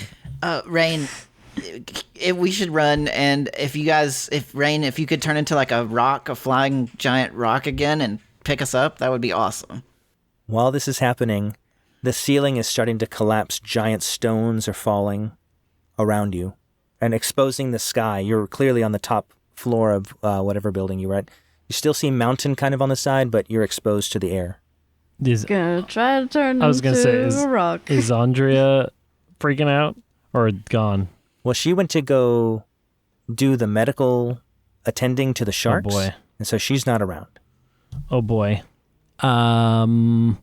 What's the compass doing? It's the crack is slowly disappearing. Okay, I feel like we did it, guys.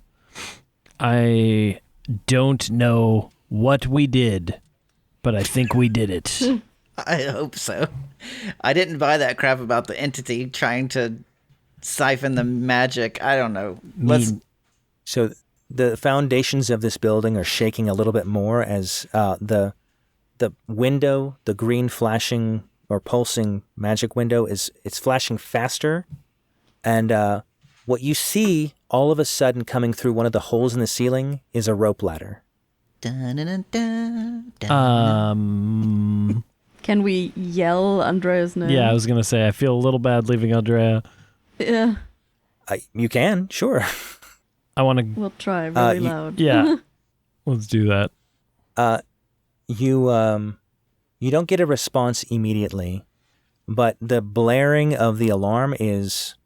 You don't know this, but it's through the whole complex. And then the rumbling is also a sign.